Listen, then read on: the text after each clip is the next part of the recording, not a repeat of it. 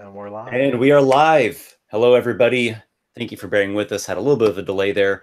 Welcome back to the land of dreams and nightmares. I am Esper, your dungeon master, and with me once again, I have these three fine gentlemen. Can you introduce yourselves quickly? As before, I'm Adam, and I'm playing Kivish of Clan Ursvamp, who is a Circle of Dreams Dwarven Druid of level 7. Hey guys, my name is Dennis, and I play Lykarr, the now level 7 Storm Sorcerer.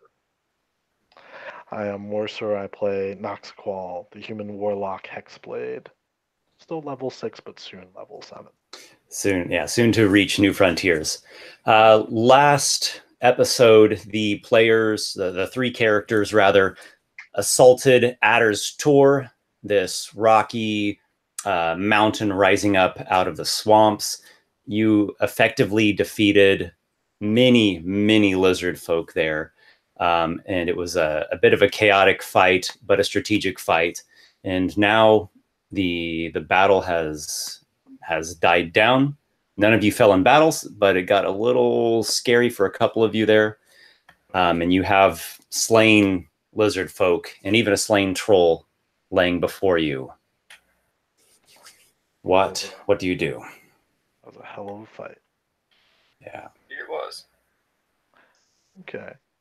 Well, we had retreated into the tower. You retreat into the guard tower, and you're thinking about where are the captive dwarves. You haven't seen them yet. You haven't heard about them so far. No. But you two were very exhausted in terms of you had taken hits. You needed a little time to catch your breath.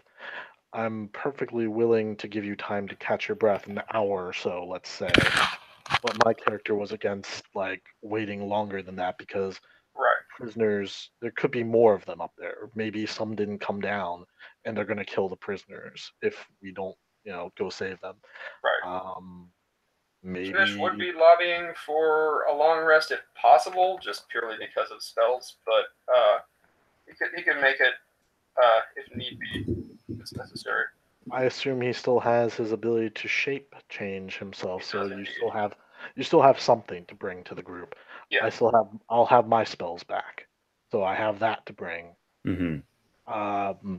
I'd like. So, are you thinking about doing some scouting alone? I was actually gonna ask Lykarr to come with at the very least, but we can do a quick short rest, and then everyone can go. Hmm.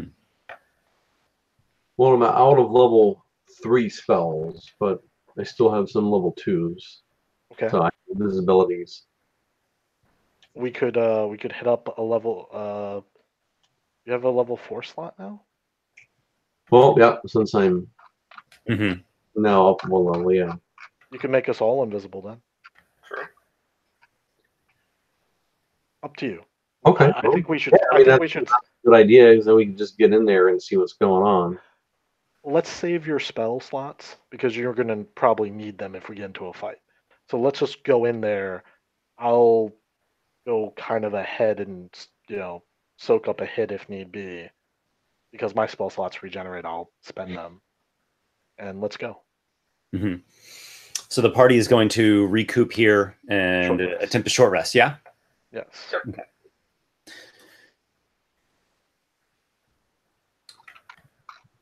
During the short rest, there is a sound of crackling fire. A blaze is spreading through the hut part of the settlement, where there are the walkways and the bog stilts, over the swamp water between the guard tower and the mountain. You even hear a building collapse. Plunge. Charred timbers plunging into the waters of the bog. Sounds. You maybe you look out one of those arrow slots and you're seeing a lot of smoke. Spectre. I still have my Spectre with 7 hit points left. Mm-hmm. I say, go investigate. Do not get burned or die. Return to me, but tell me what you see up above. If there are any survivors, Can it get burned? Being a specter and all? Oh yeah, it's Oh, really? totally. It's not immune to damage. It's just incorporeal. Mm-hmm. Oh, that's right, because incorporeal's weird. Hit that.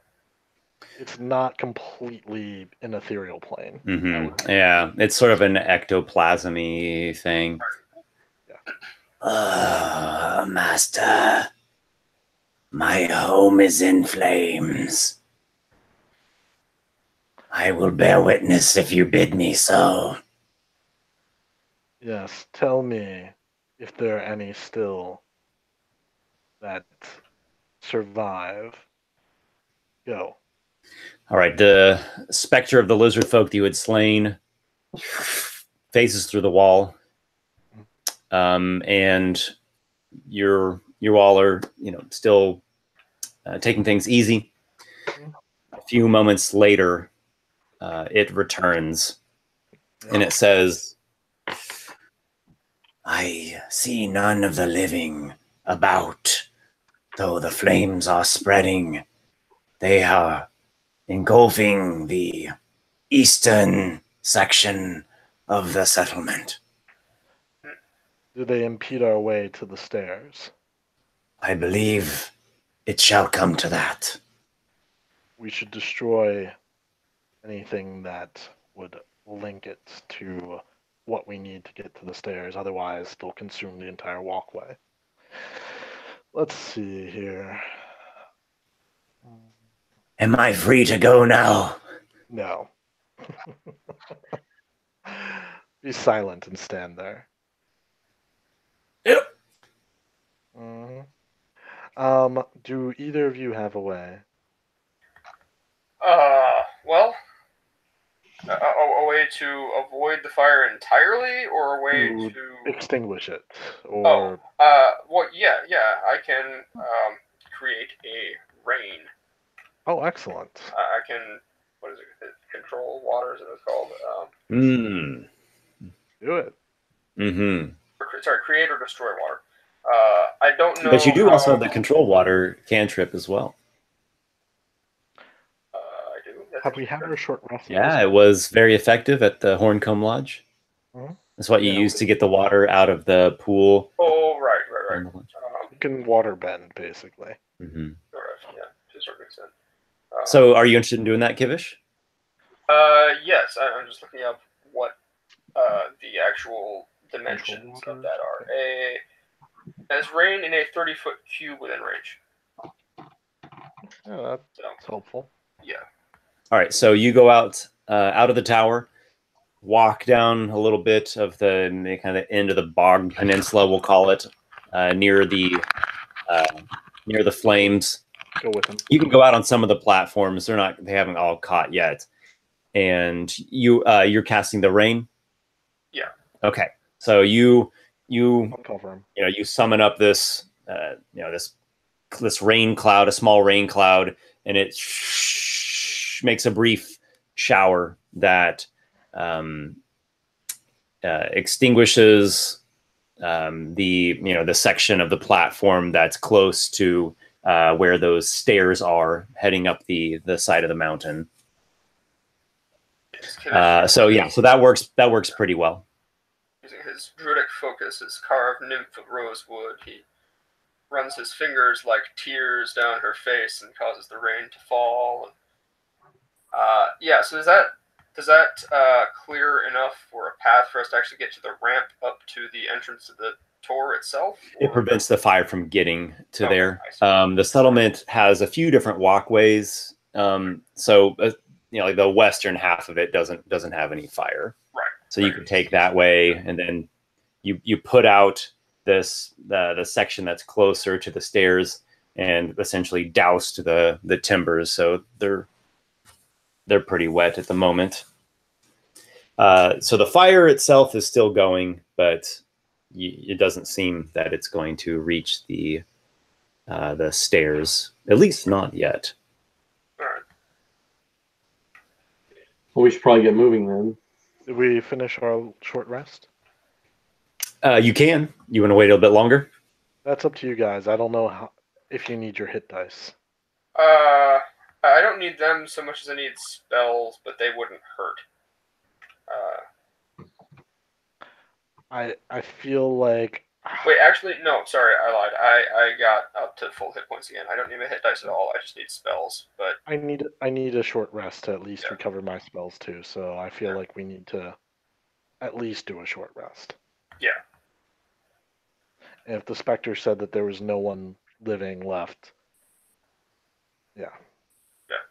Yeah, the Spectre didn't see anyone moving around. Mhm. Okay, so you all retreat back into the tower, and you are able to finish the rest there. So go ahead and do your things that you do, hit dice and whatnot for short rest. I don't need any hit dice. I just need my spells are back. Excellent. unless you could be talked into a long one because spells No, would be cool. can't. As much as I would love to level up, I think that time is of the essence. No, that's true. At least that's how my character would feel. From Yeah. a step back gaming perspective, that's a different. Oh, absolutely. Yeah. My character is going to go after a short rest, whether you decide to take a long rest or not.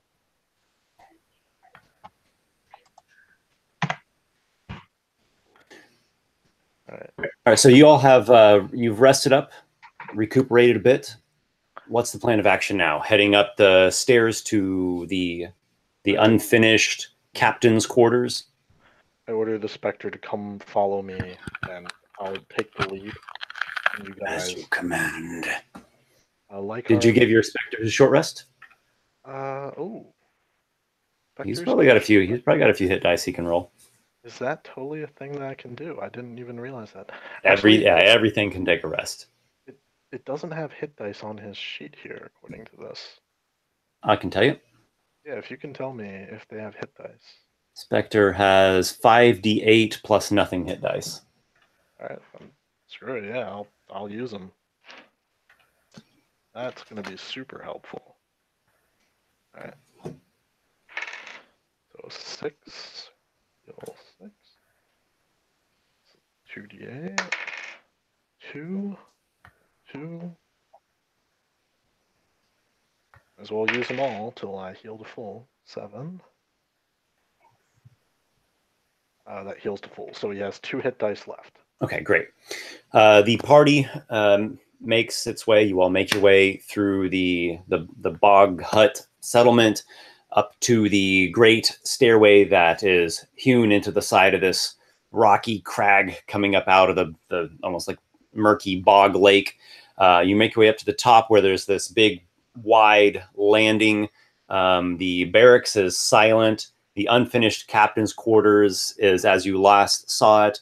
There are wheel carts and pieces of stone, stone slabs and stones waiting to be mortared. There are sacks, there are tools. Everything's just kind of was dropped in the moment. You've got a couple rooms that, let's see, it was Kivish and Lykarr that previously scouted this. You've got a couple rooms that are already finished. There's like a small hall. There's a jail, but there's this other part that's completely unfinished. There's a bit of scaffolding and some half-made walls and a bunch that's waiting to be done still. Inside the jail where you've been previously, it is a grisly aftermath of the torture. Shackled to the wall is that lizard folk. They were calling him a turncoat. Right. So he was a Hydra turncoat who was secretly trying to help the Greenscale tribe. And then in the jail cells, there are 3 actual Greenscale members. There are actually there's 4. There are 2 elderly lizard men. There is a lizard woman who is pregnant, and then she has a child with her, a young child, just a little 2 foot tall toddler or something. Right. So is the one being tortured, is he still alive? Or no? He is hanging there like this. He has been flayed. Blood has pooled all around the ground. There's a basic grating near his feet, so a lot of the blood has gone onto that, but still, there's a red, spattery mess. I mean, was he completely flayed, or did we interrupt them?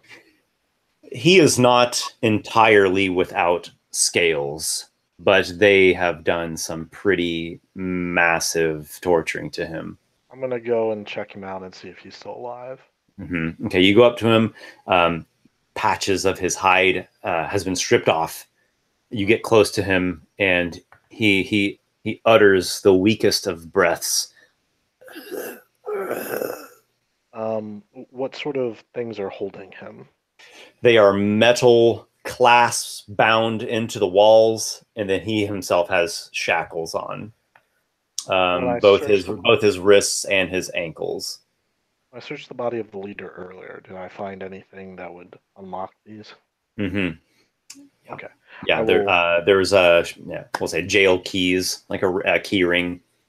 I'll start unlocking him to lay him down, because this can't be good for him.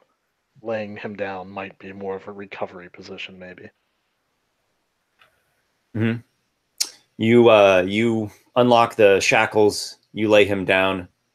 He moans weakly in pain. I'm gonna walk over and conjure up The ones in the cell they're kind of hanging back. They look very worried. Right. I'm gonna go over and in my hands conjure up some of the magical balm of the summer court, specifically in game terms 3d6 worth of it, to magically heal him. Probably won't make him regrow all the new skin he needs, but you know, enough that he won't die imminently anyway. This lizard's gonna need most of your skin. Well, that's gonna heal him for 8. Shit. And then I could have taken the leader's body and totally like, you need some skin? I got some skin. You have applied your druidic balm of the summer fey court to the flayed lizard man on the ground. He regains some of his vigor.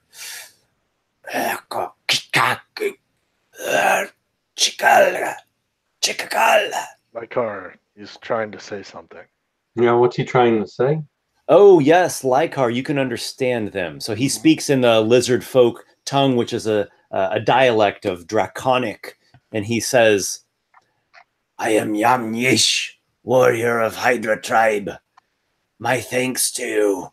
Who are you? I look to Lykarr. I assume he's playing the part of the translator. Yeah, I'm going to translate Yam-yish. Yamyish. He also mentioned something about Chika. He's like, where is Chika? What happened to Chika? That's a name that we have heard before. I don't actually remember who it was. Chika was the one who was in charge while Boss Man was out. Okay, right. The one that Noxiqual picked up the keyring from. Right. That was Chika. Okay. He was another one of the Rangers. He was the one with the terrible, terrible tactics. Yeah. That's right. What was this guy's name again? Yam-yish. Yamyish. Thank you. I think we're going to let... He's a short-statured Hydra warrior. Where are the dwarves? Ask him, Lykarr. Yeah, I'm going to... Can we let the other prisoners out? Ask him this question, and yes, I'll do that. I have the keys. Where are the doors? What doors? The doors we came here to rescue. Oh, the dwarves! I thought you said doors. Where are the dwarves? Yeah, where are the dorks? There's a lot of dorks here. Which ones? My apologies. My tongue right now. All right. So Yamyish says, I am in great pain. Do you have more of your healing?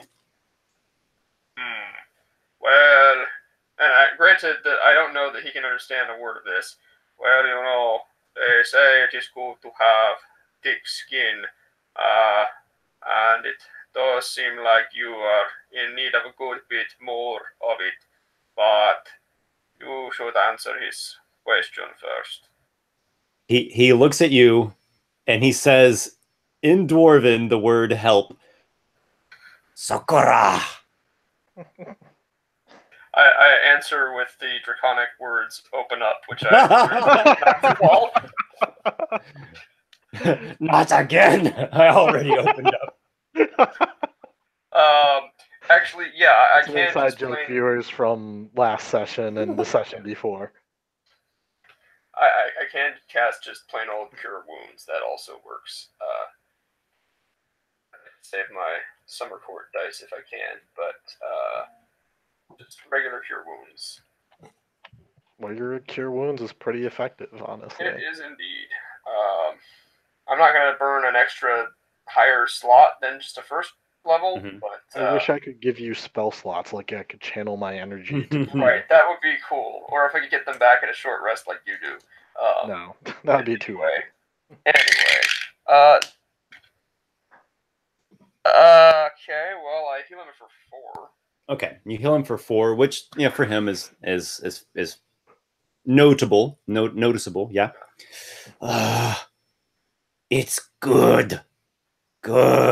He says, Lykarr understanding him as saying this.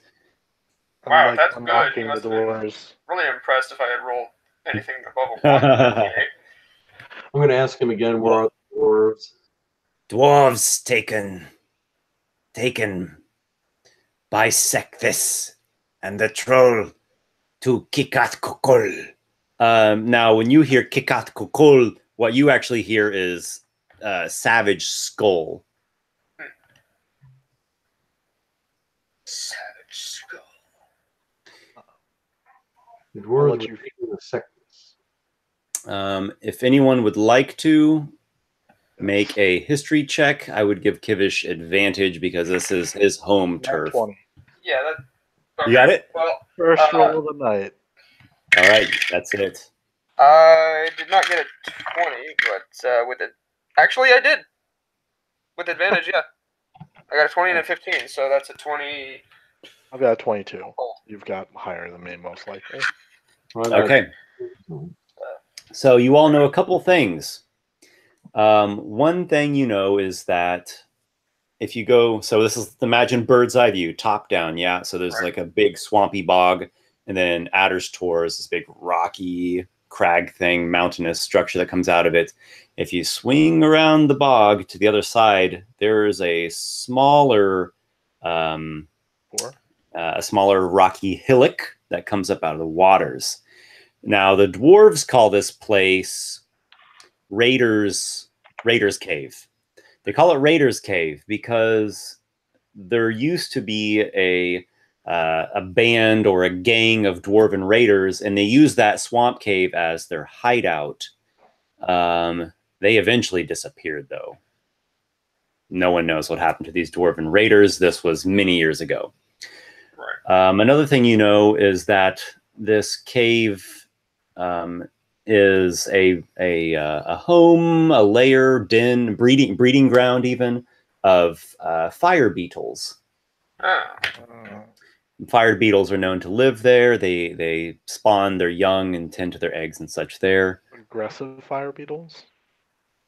Fire beetles typically are not aggressive unless provoked or threatened or whatnot. Okay. If my dwarven senses and knowledge are anything to go on, aren't they livestock of certain subterranean dwelling beings? Yeah. Yes. And I would imagine there's even some of the dwarves at Norgal's Rock that use them for underground illumination. Right. They probably, fire beetle larvae is got to be a dish of some sort at Norgal's Rock. Their shells are incorporated into armor somehow. It's like, let's get. Actually, it is not. Their shells are not strong. They're squishy things. They're kind of like big fireflies. So maybe a little bit, a stronger shell than a firefly, but it's not like giant stag beetle armor or anything. So maybe dwarven steel is often made with the addition of powdered fire beetle shell to make it extra. There are alchemical. This is very interesting, but back to the matter at hand. Back to the matter at hand. So one other final. When were they taken? Another final bit of lore, which both of you are aware of. So Raider's Cave is just what the dwarves called that rock. The original name of that place, or you could say the actual name, is Kikath Kokol, which, as Lykarr can tell you, that literally means savage skull in the lizard folk tongue. Why did they take the dwarves there, and how long ago did they take them? I tell Lykarr to translate. Mm-hmm. I'm also letting out the green scales and saying, do any of you speak Common, Dwarven? There are a few words of Dwarven that they say, but it's broken and incredibly limited. They thank you very much for letting them out. They're scared. They're hungry. They're weary. They're thirsty. They've been treated very poorly. The woman is she's, I don't know, they don't maybe cry so much, but sort of the lizard folk equivalent of almost a wailing, and she's worried about her family and what happened to her family. Can I give them a little food and ask them to like kind of stay away from us over here for a minute? You administer your rations, which they are quite hungry for. Yeah. Lykarr, did you continue with those questions that he brought up about? Yeah, I'm going to translate. I'm going to say, how long ago did the dwarves get taken to Savage Skull? And why? And why? Sectus perform his sacred work at Kikakol. He gone now 3 days. He take with him one of the blackened trolls.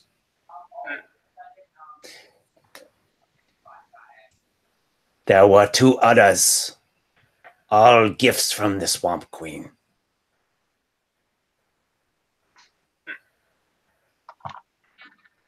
Alright, so something's going down.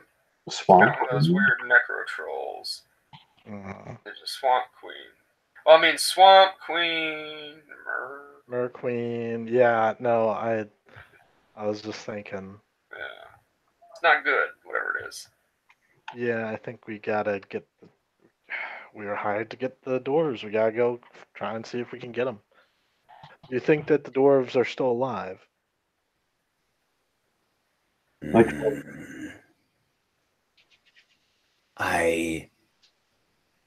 I know that the sacred work of Sectis can be lethal, and in the deeper chambers of the cave, Keshabik dwells, the Great One, our god, our goddess. Or the Hydra clan, yes. Oh. Mm-hmm. Yeah, he's Hydra. Hydra. Yep. Is that a Hydra then, your Great One? Her form is that of a crocodile, large enough to swallow men and horses.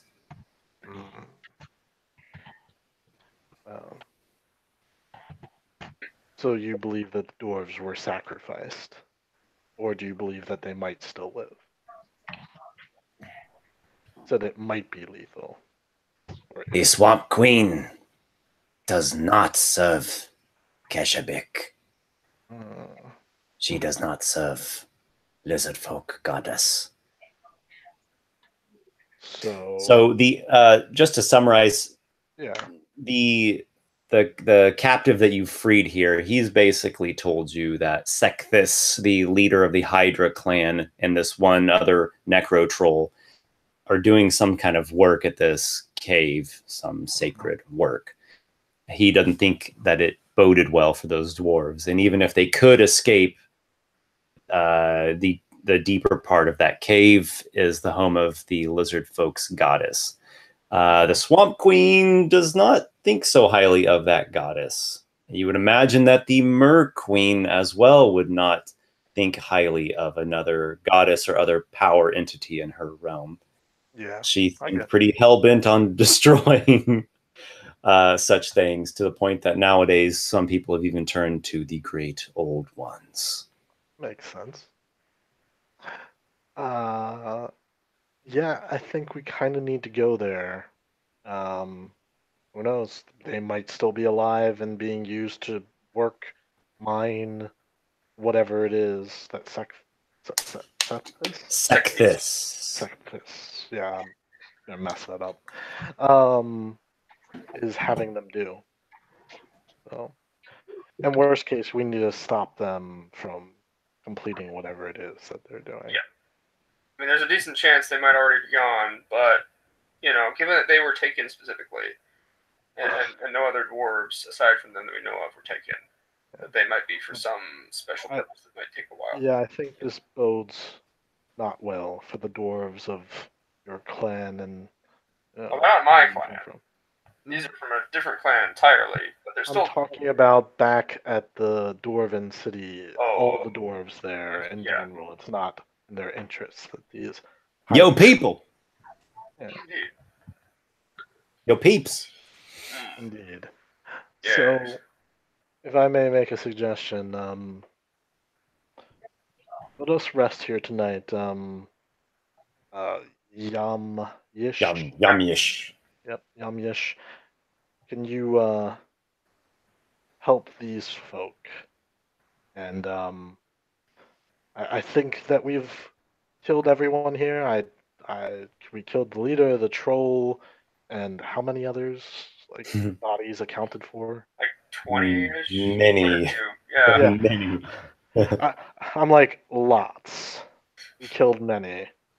Wasn't there another warrior in one of the cages? There was the one being tortured. That's Yangish. And then I don't think there was another warrior, unless one of No, them there is not. At least not a young warrior. Maybe one of the older ones could be. Right. A few of the basic lizard folk warriors, a few of the basic Hydra warriors that were down there in the fight did escape, but who knows where they are. Like one So or two. do we of them. know Yeah. Yamish's investment in all this? Like, why is he a turncoat of all the possible Hydra turncoats? Why is he the one? Have we asked that yet? You have not. Okay, because that's something Kivish might be pestering Lykarr about, because that's something he would be wondering, and which I also am wondering. Mm-hmm. Okay, well we can ask.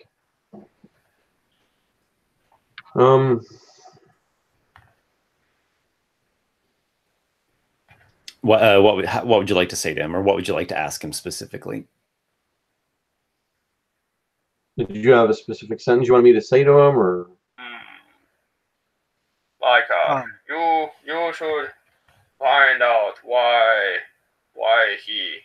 him, of all his tribe, why is he the one to go against the ways of Sectis and the other Hydras? Okay. We can ask him why I'll ask him that question. Alright. He continues dwarvenly stroking his beard. Yamyish is a bit uncomfortable about this. His answer is very limited. I followed the old way. Good enough for me.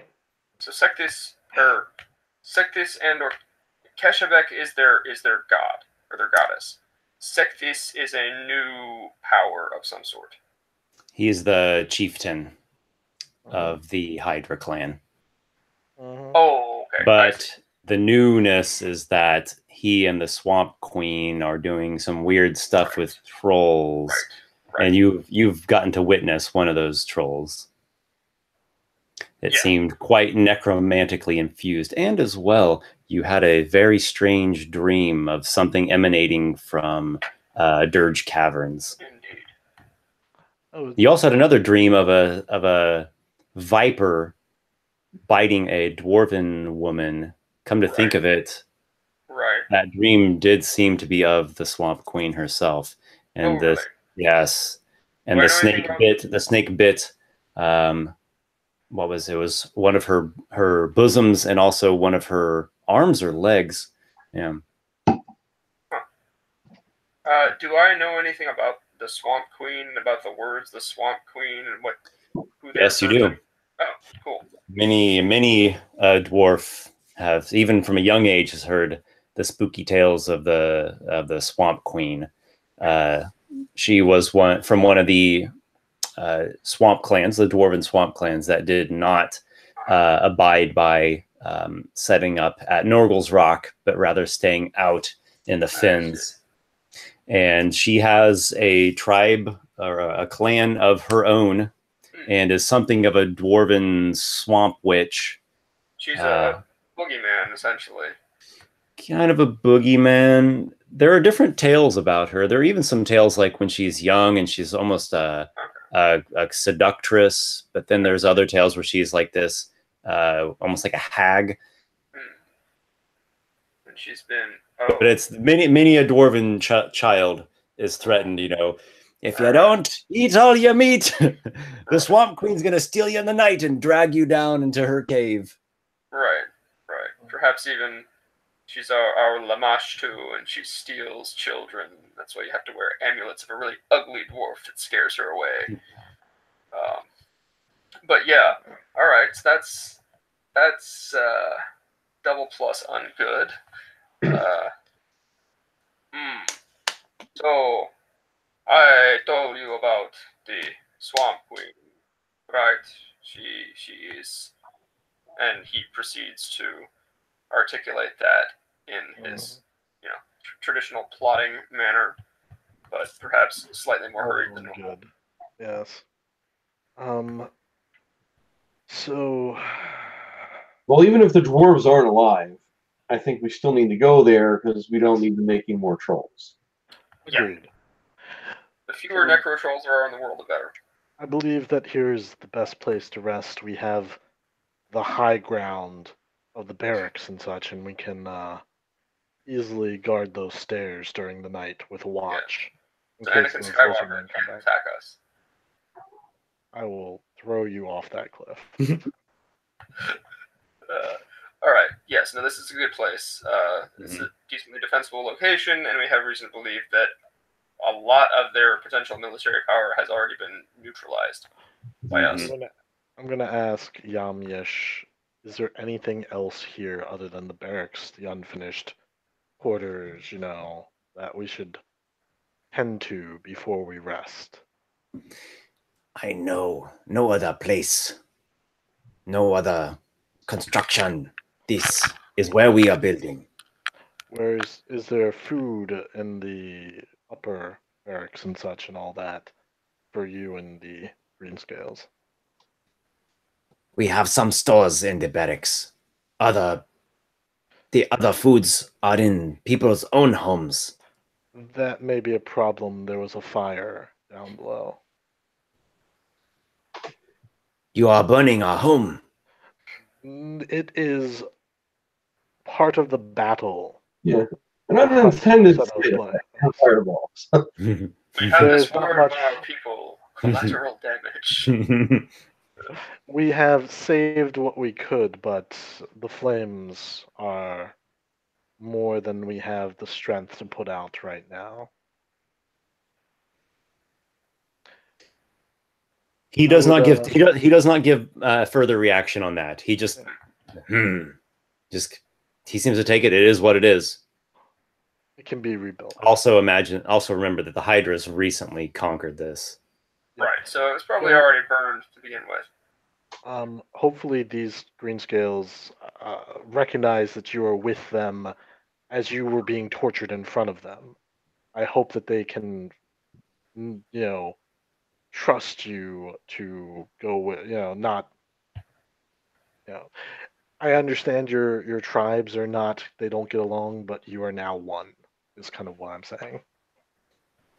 Yam-Yish will pass through the right of the gullet of the serpent, and I will become Greenscale. There you go. Take them. Go raid the barracks, get food, get supplies, whatever you need. Yep. Yam Yish win honor for his name. I am most grateful. We can talk about this later if you are interested in repaying any debts. He asks you if you all intend to go to the Savage Skull Cave. Yes, we do. Yes. Beware the might of Keshavik. Well, Because they're God. let us not hope she is too mighty. Yeah, she's this giant crocodile Mhm. goddess or something that they worship. We will avoid going and bothering Keshavik, as they are not the one that we seek. We seek the return of the dwarves and the end of those who have captured them and done such heinous acts to them. He gives his gratitude and is setting about going to the barracks. He also asks for one of the keys off of that ring to get open the storeroom. Sure, I'll give him the key. Okay, so you allow him to take the key that that he specified, and he says that he is going to help distribute, or not distribute. There's not really what to distribute to, but to provide food for these few remnants here, and clothing, whatever they need. And the intention of your party is to sleep here. You guys need your long rest, and I do too, because I'm about to get my patron level up on. Mm-hmm. Yeah, I think we'll do that. We should tell him that if he does run into any of the green scales, he should tell the green scales what happened, and maybe have one of them go back and tell the dwarves what happened, Mm-hmm. so they know kind of what's going on. Kind of relay the message. Mm-hmm. That would be useful, especially if we find ourselves in need of something like a dwarven army. Word of your honor and honor of Yam Yish shall be given to all who hear. I appreciate that. The other freed prisoners, the actual green scales, they are in as well a posture of sort of a lizard folk honoring and gratitude. The customs and gestures are certainly different than what you're used to, but it seems that there is a spark of new hope for the settlement and for the green scales, and they are attributing much of that to the victory that you all have won. Underpinning all of that gratitude and joy is a great concern for what's happening with the chieftain of the green scale, chieftain of the Hydra, Sekthis, with this nasty troll that he has with the Swamp Queen and what she might be getting involved with. We're on it. There's a real mixture of hope, yet great consternation.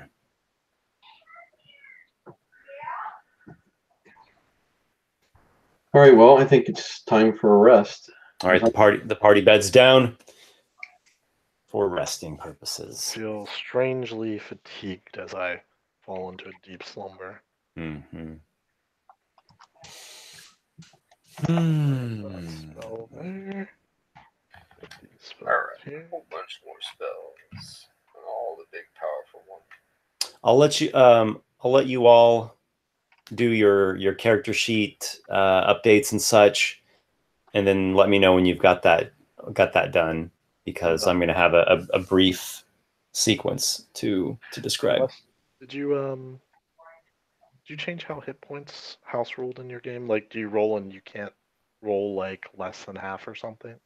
That is only when you gain a level and you're rolling for your max hit points. I just gained a level. He's doing Okay. it, yeah. Yeah. So in this case, yes, your D8, the minimum you can get on it's a 4. Okay, that's well. I've Mhm. never rolled before now, so I'm just gonna roll now. I rolled poorly, so I get a 4. Mm-hmm. Plus con mod, don't forget that. Yeah, it automatically does it. I just have to put Okay. what I roll. Okay, nice. Yep. Okay, so slightly less than average, but that's still pretty good.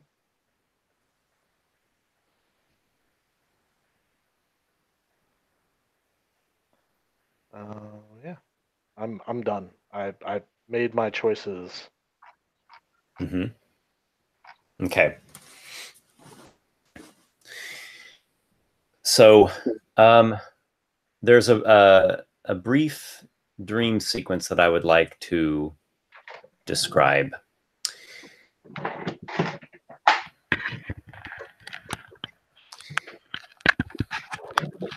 You, and when I say you, I mean each one of you have the same dream.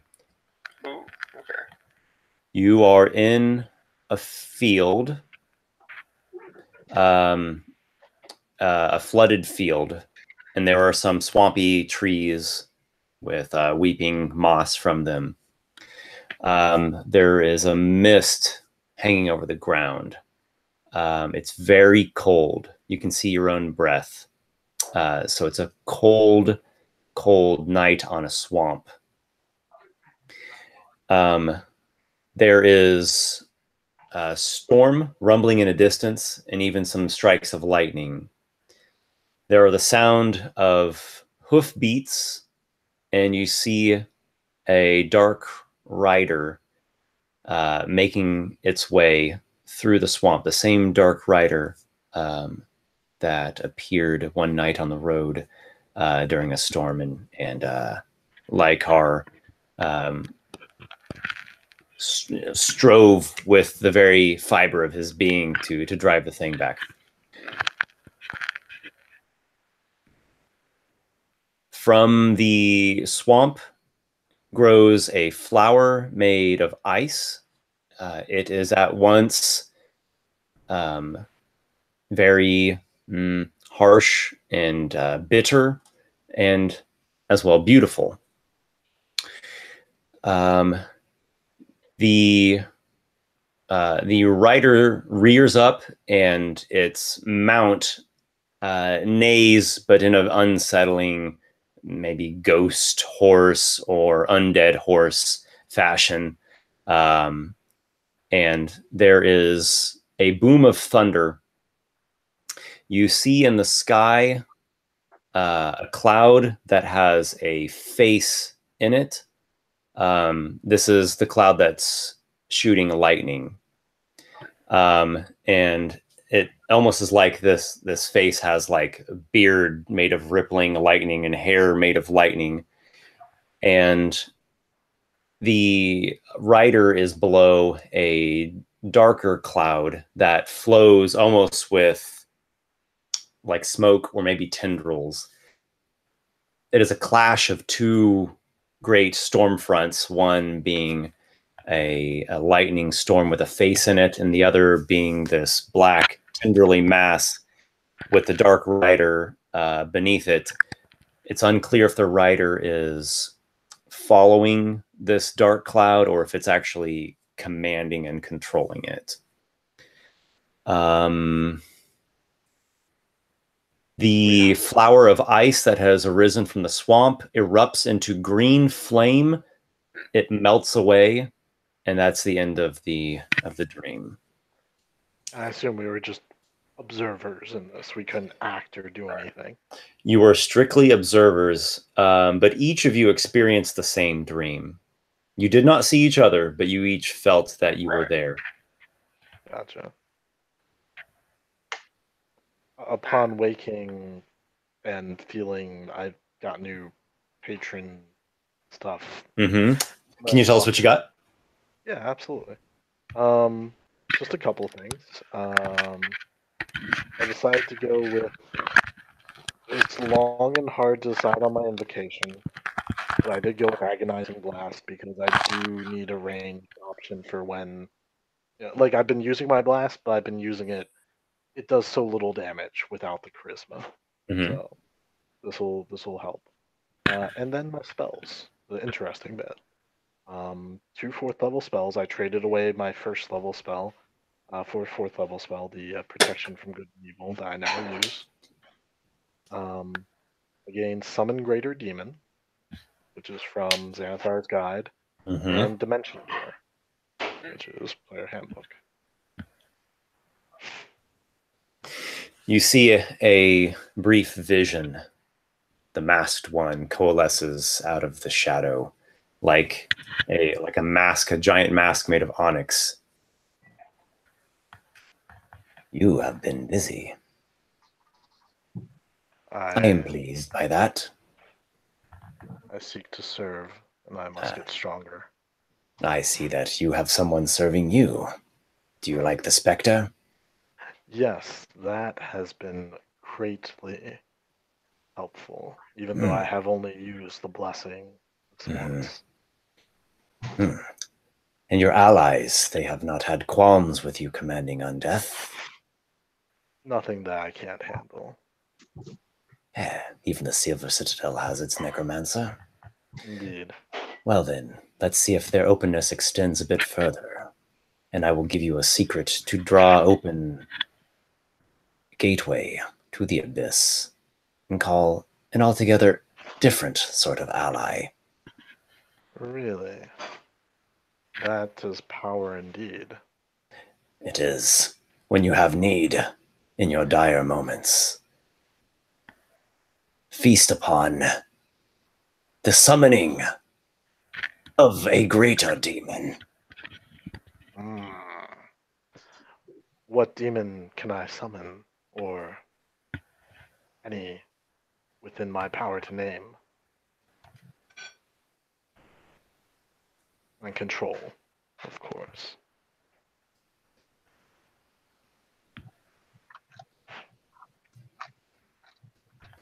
When the time comes, you will see it, and you will know that it is not I who has sway over this creature. There are some things that even I do not know. I see. I thank you for this gift. But we will come to find out. Extend Sombras to me. I hold out Sombras. The masked one utters a syllable in a language that is altogether unknown to you. It rings at the end of his speech. There's a ripple through your blade. You will find that a bit more potent now. He fades back into the shadows. Ooh. Lykarr, what have you unlocked? We are going to go with the Storm Sphere, which is actually pretty cool. It's in the Xanathar's Guide.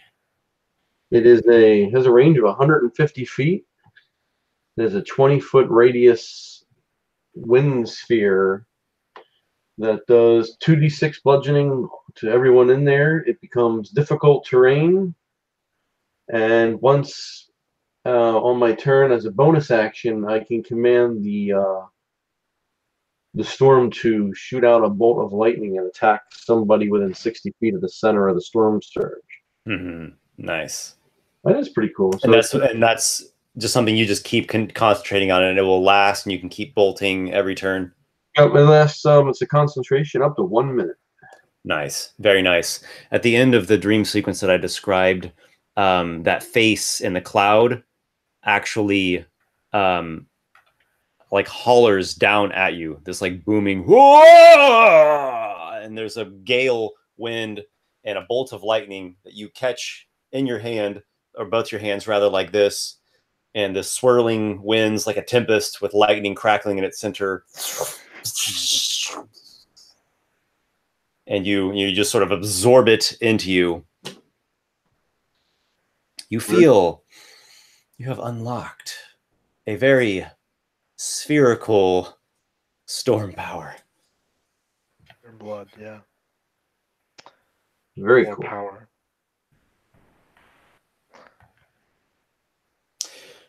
All right. The morning comes. The green scales that you have freed are bringing you a breakfast. They're coming up here with these wooden bowls and these platters, and they have various swamp fare, such as turtle soup and boiled kind of sweet potato type of roots.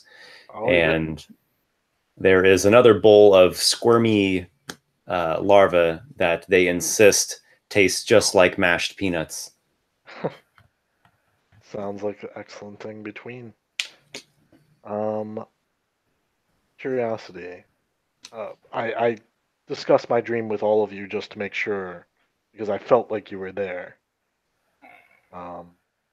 And I have been given more gifts by my patron. But I feel like that is a conflict perhaps between the Merc Queen, her rider, her abilities, and whatever Lykarr is almost your patron, I feel. The realm of Morpheus holds secrets for us all tonight. I was there as well, and I would think so was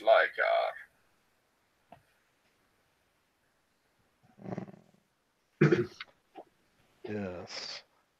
So you all have determined that you experienced the same dream with some slight variations, particularly Lykarr with the storm moment there.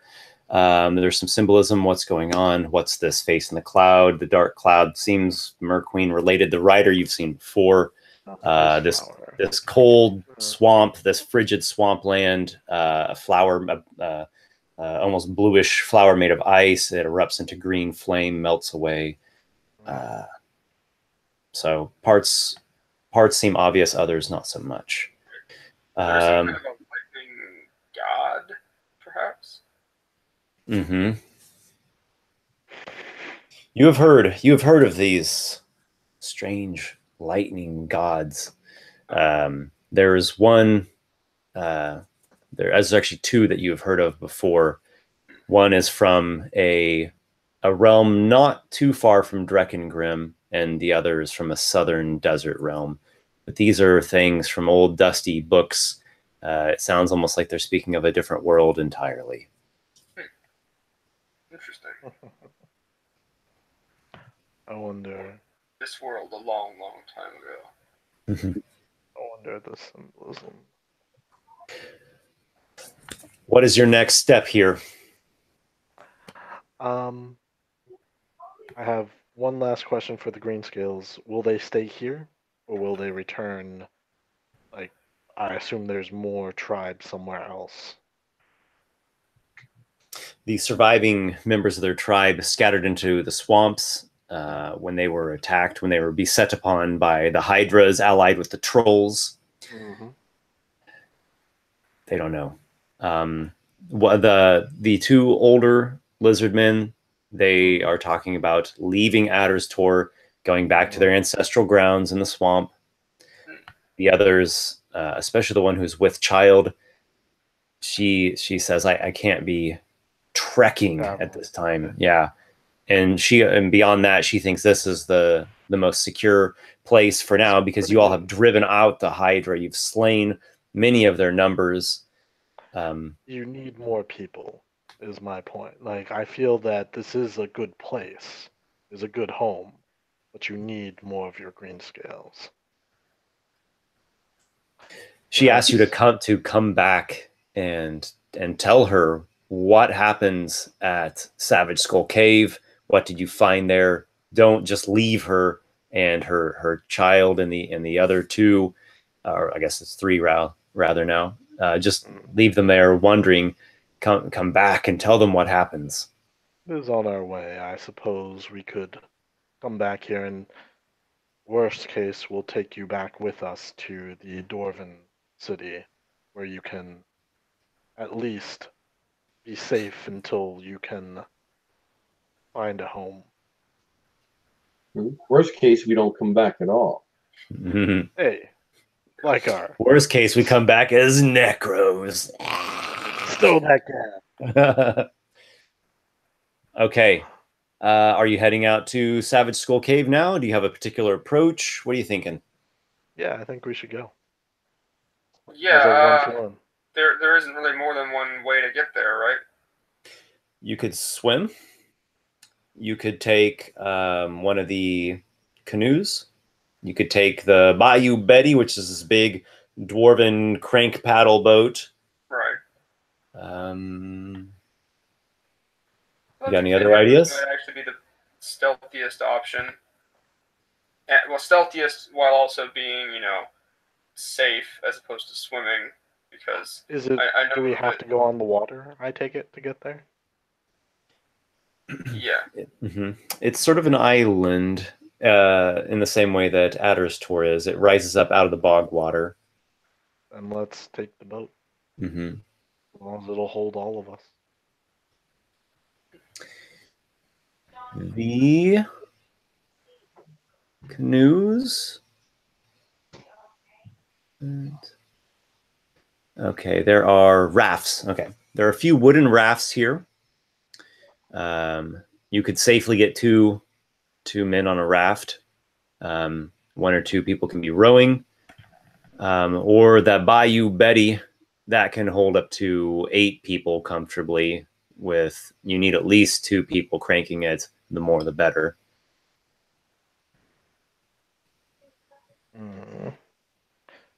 I'm reflecting on my new abilities. So 2 So- people. Actually, remind me again. There are only the 3 of us, or is Kobe the lion here? Just the Toby 3 of is you. not here. Okay. I left him with the ship. All this right. time. Right. He probably would have died in the troll fight. And Tynan, your tar pony? Yes, but Is he he what- doesn't take up as much space as a person does, I assume. He's medium size. Oh, okay. Yeah. All right. All right, So so then- you'll bring him with you. Well, yeah, Mhm. for reasons. Always useful to have, a little horse made of tar. Uh-huh. Are you taking 2 rafts? Are you taking the bigger crank paddle? What are you doing? I'd probably take the 2 rafts. That seems a little bit, stealthier. Doesn't make as much noise and announce our coming quite as much. Mm-hmm. All right, so I'm not hearing any other specific tactics, so it sounds like you're just jumping in the rafts and just paddling straight there. Pretty much. Yeah. Okay. Sorry, I apologize. I've been distracted, but yes. Yeah, I guess if there's no way on, if there's no paths there, I guess it's. It is a rocky hillock coming up out of the bog. The bog is standing murky water, mucky stuff. At its deepest points, it's maybe as deep as a man is tall, and then the bottom is just mud. All right, you all get into 2 rafts. It sounds like we probably got Kivish and his pony, and then Lykarr and Noxiqual on a different raft. You've got your paddles, and you start making your way. Swoosh, swoosh, swoosh. You go kind of skirting around Adder's Tor in the bog, and up here on the northeastern, kind of swinging around back of it in the northeastern, there's a hillock.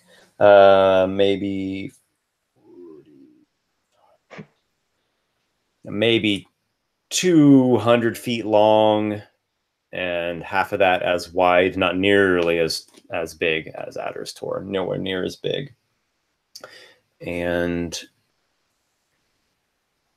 you do see an entrance. Everyone make a perception check. Excellent.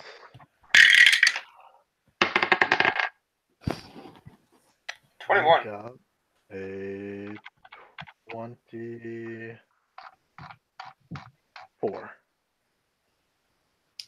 Okay, those are both successes. So there is a cave entrance. Having flashbacks to the Devil's Den. Okay, there's a cave entrance. It's a fairly wide cave mouth that you can see, and there's a little bit of land coming up out of the bog leading up to the cave entrance. You, with both of you that roll those high perception checks, you notice that a little ways beyond this there is a second entrance, smaller and submerged. I'm gonna head for that entrance. Do we each have our own canoe, or are we all together? Two canoes. No one really specified otherwise. Yeah. Okay. Or I didn't hear any other preferences. Who's in whose canoe then? I guess You're with Lykarr, and Kivish is with his pony. that makes sense. I'm gonna say to Lykarr, I see another entrance over there. I think we should make for the smaller submerged entrance. It might dip under the water but come out into the air. There's another thing that you see as well.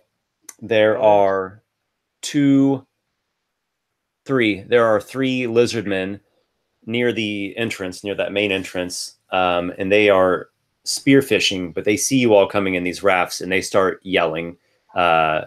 They yell something back into the cave. How far are they from us? I can tell you.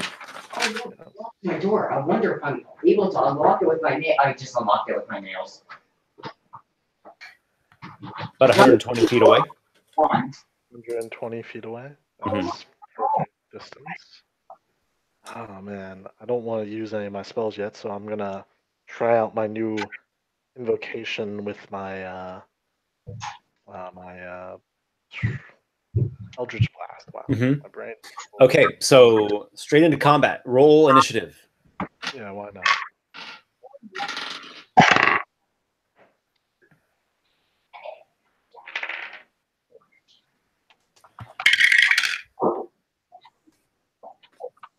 I'm ready when 16. you are.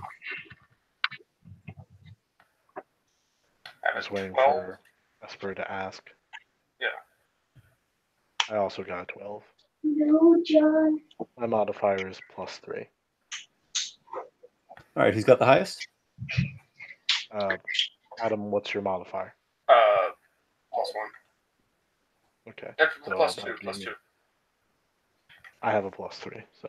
All right. Yeah. What's the initiative? 12.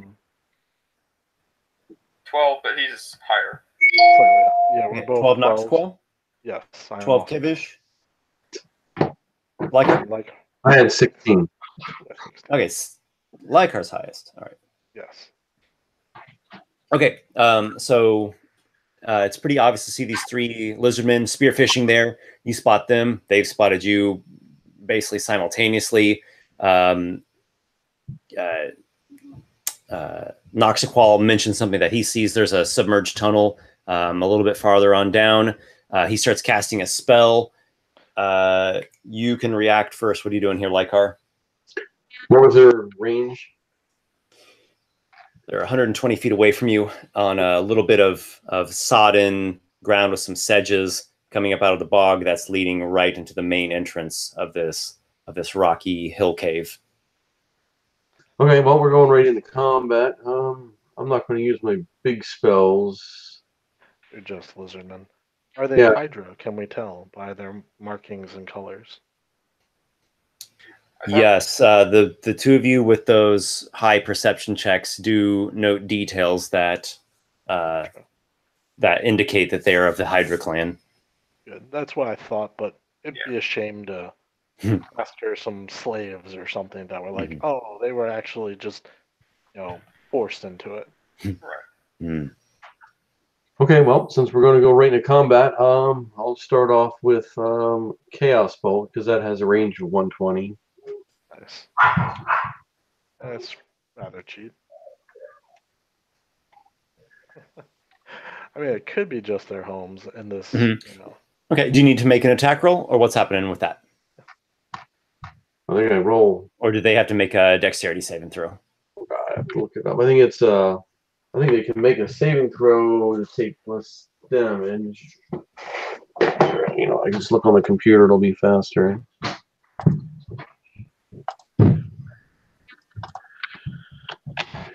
Chaos Bolt. You make a ranged spell attack against the target.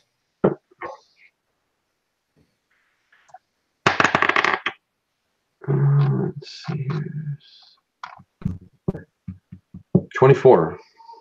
Oh, yes. You have struck the Lizardman with the Chaos Bolt. Okay, well, it does 2d8 and then plus 1d6. 6, 11,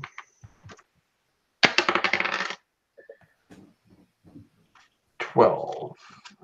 And it can either be...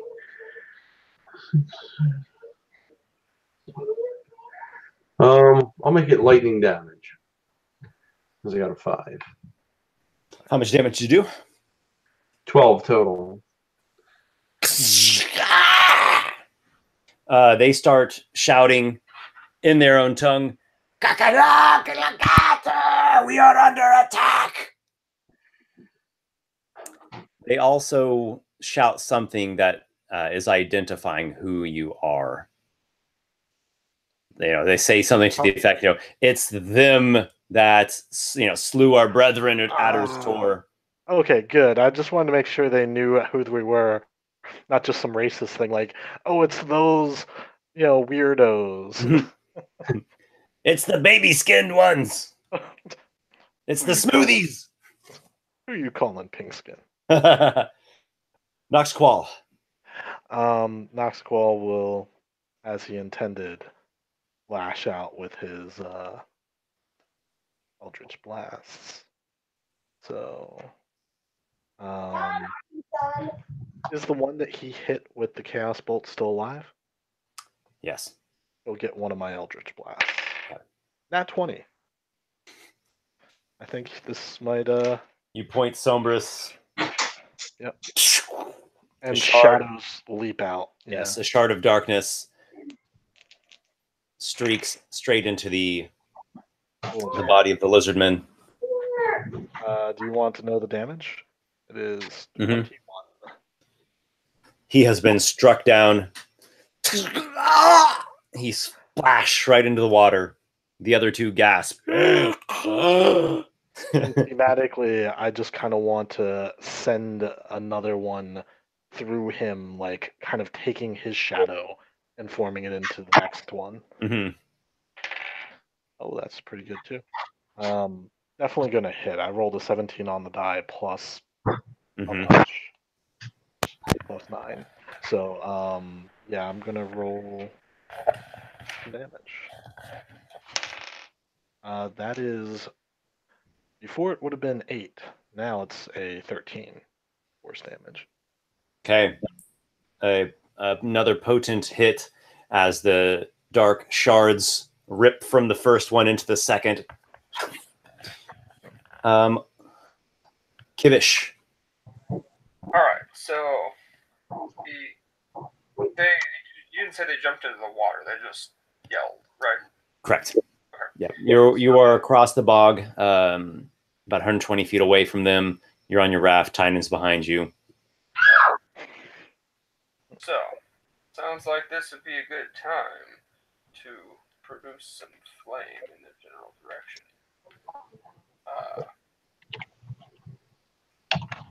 What's the range on that? Oh, no, wait, no. Much more than 30 feet away from me. Actually, yeah, I'm just going to do the old-fashioned thing and take out a bow and shoot them. Okay. Nice.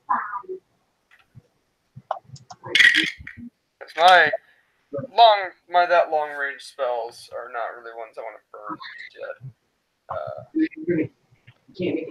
I think we can afford to be a little sparing on spells right here.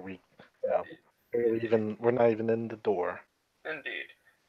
So yes, that's an 18 to hit. All right. Kivish stands atop the raft, pulls down his bow. You have struck the lizardman. Excellent. That will do. We'll end up doing 8 damage.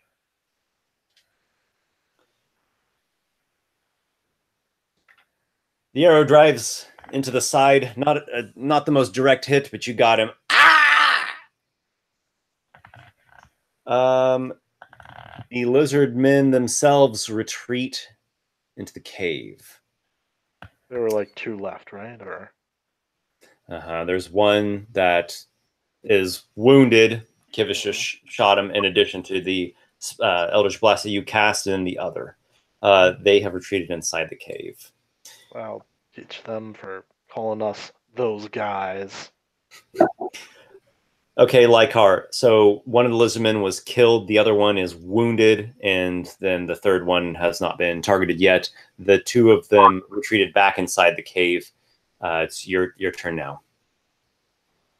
Well, we're on a raft, so I think we keep paddling. Okay, so you take to rowing, Noxiqual. You're going to be after him.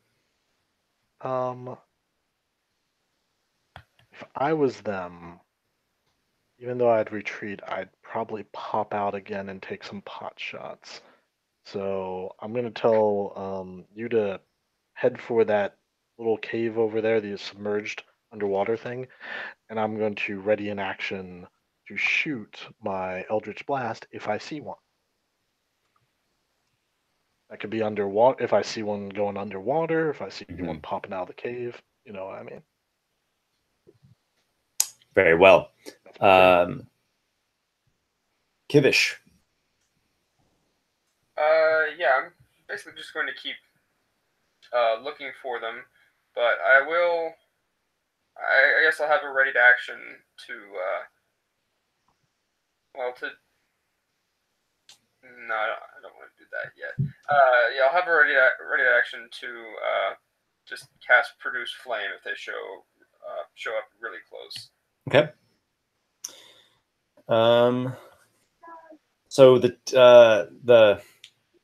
druid and the warlock have their spells readied, and Lykar's the only one who's who's rowing at the moment. So Lykarr, your raft is like slowly getting closer to the cave. They are not reappearing. You're getting closer and closer. And farther and farther away from Kivish, who's out there in the who's out there on the water. All right, I'll help Lykarr row after a round or 2 of them not showing. Okay, your raft picks up some speed. Kivish, do you want to maintain where you are? Do you want to start rowing? No, I'm definitely going to start actually moving. Okay, so Kivish follows behind, going a bit slower as he's the only rower. Dear Tynan being a hooved creature and all. You're getting close to this little bank leading right up to the cave of the mouth of the cave. Keep going. So there's like some entrance, I heard. That secondary cave is where we're headed to. Correct. Okay, so you bypass I would say the main entrance and go around a little ways, and you can see just the bare indications of a secondary entrance. It's a submerged water tunnel. I pull up my hood and I say, I'm going to check it out. Hold the canoe steady. I dive into the water. As you know, I can breathe underwater and 60-foot swim speed, I believe. Okay, Captain Noxiqual activates his Cloak of the Manta Ray and dives into the bog.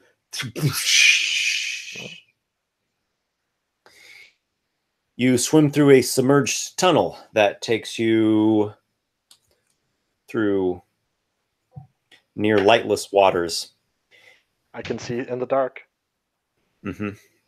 You go through maybe a little more than 20 feet of this submerged tunnel, and then you come up inside the cave. You're in a cave.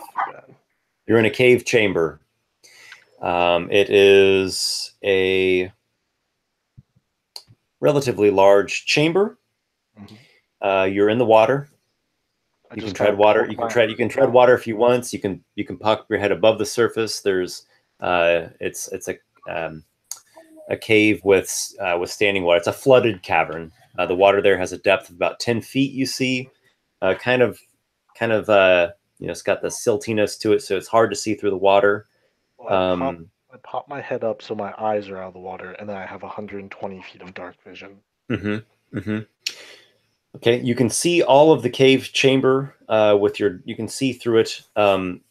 Even without the dark vision, you still could have low light. With the dark vision, you can see it even better.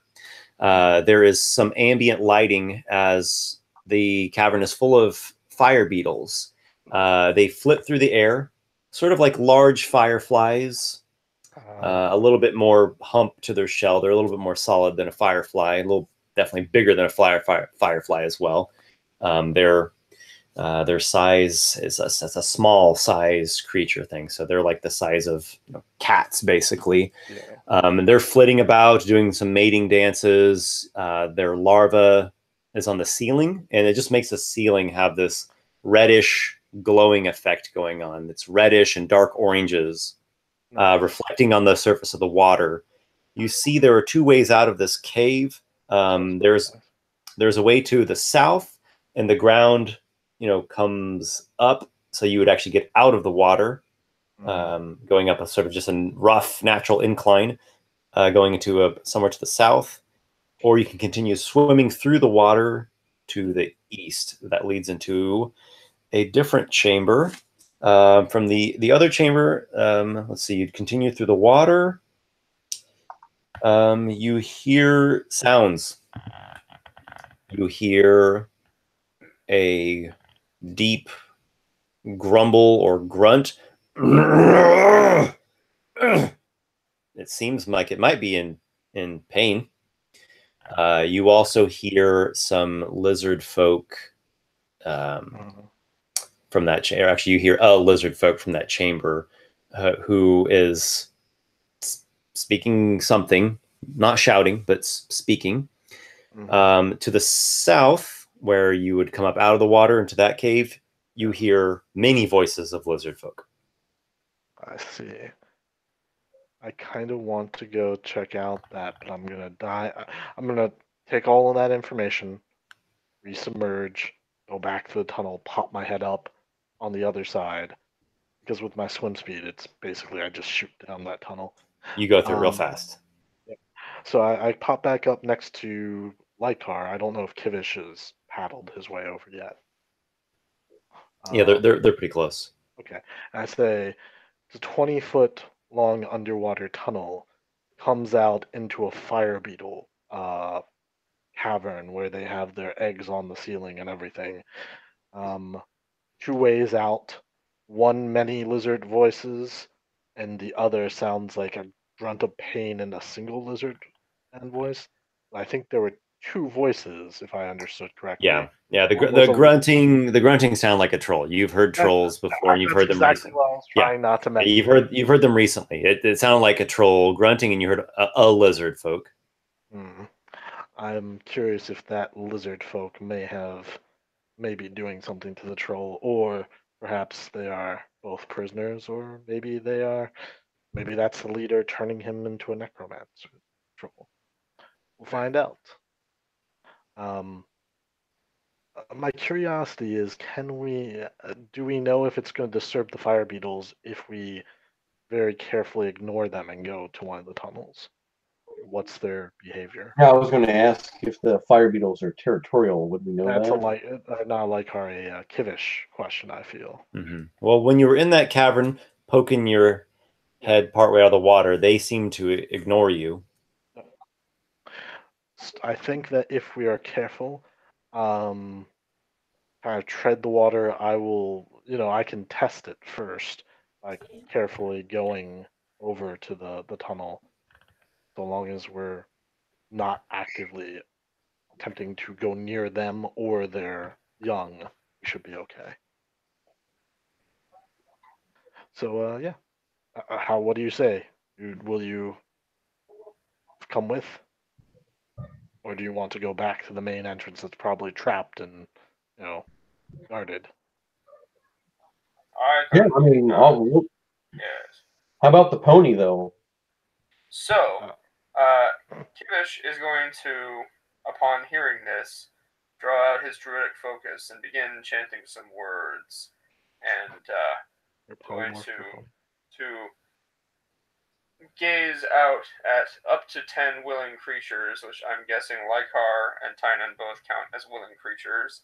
And with the Cloak of the Manta Ray, I guess Noxiqual doesn't need it, but he will cast Water Breathing upon them. Nice. Which is actually quite a zinger of a spell. You get up to 10 willing creatures within range, the ability to breathe water until the spell ends, which is 24 hours. It's not concentration? Nope, it's just 24 hours. That's nice, because if you were fighting underwater and you got hit and you lost concentration, that's TPK. Yeah.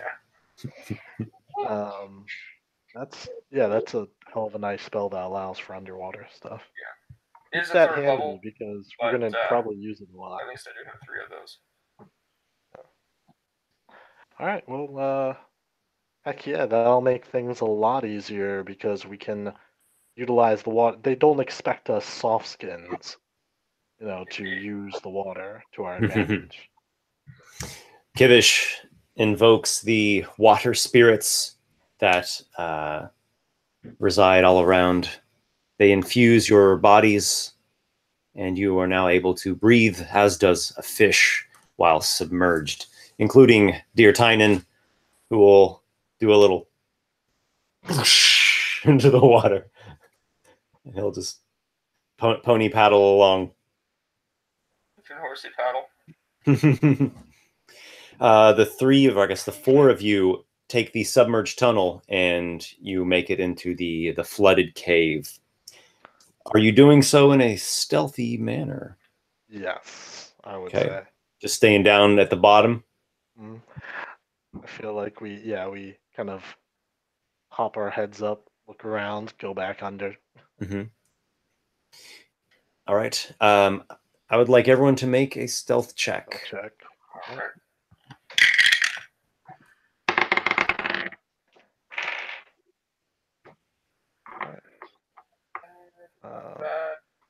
Mine is an 18. What'd you say? 18. 16 plus 2, 18. 18. And roll for Tynan as well. No, actually, I have 16. 16. Mine's Okay. 13. 13. Okay. I have disadvantage because I'm wearing that armor that I'm wearing. Yeah. But I still got a 14. 14. Okay. When you pop your heads up ever so slightly, you see the fluttering adult fire beetles and their larvae all over the ceiling glowing. The dry cave to the south, there are a couple of lizard folk that they do throw some glances your direction. But they don't seem to notice you, and they go back to their allies who are all sort of in a fuss. And Lykarr, you can hear them talking about like those are the ones who assaulted Adder's Tor. Who are they? They're wizards or great champions. One of them, Lykarr, you specifically hear this. One of them says, that dwarf, it must be another one of those emerald flame ones. The ones is probably kind of a slur against dwarves. I'm not sure what they would call dwarves for a racial slur. Stumpies or something. And then the other flooded cave, it's kind of to the east. You hear voices in there now. There's more than one lizard folk voice. Lykarr, you can hear one kind of relaying information, talking about we're under attack. How many were there? Yes, it's them. I'm sure they have magic. Well, they've got magic you've never seen. Well, we've got maybe something they've never seen. So shut up. And but no one seems to have noticed specifically where you are. Perfect. Good. Well,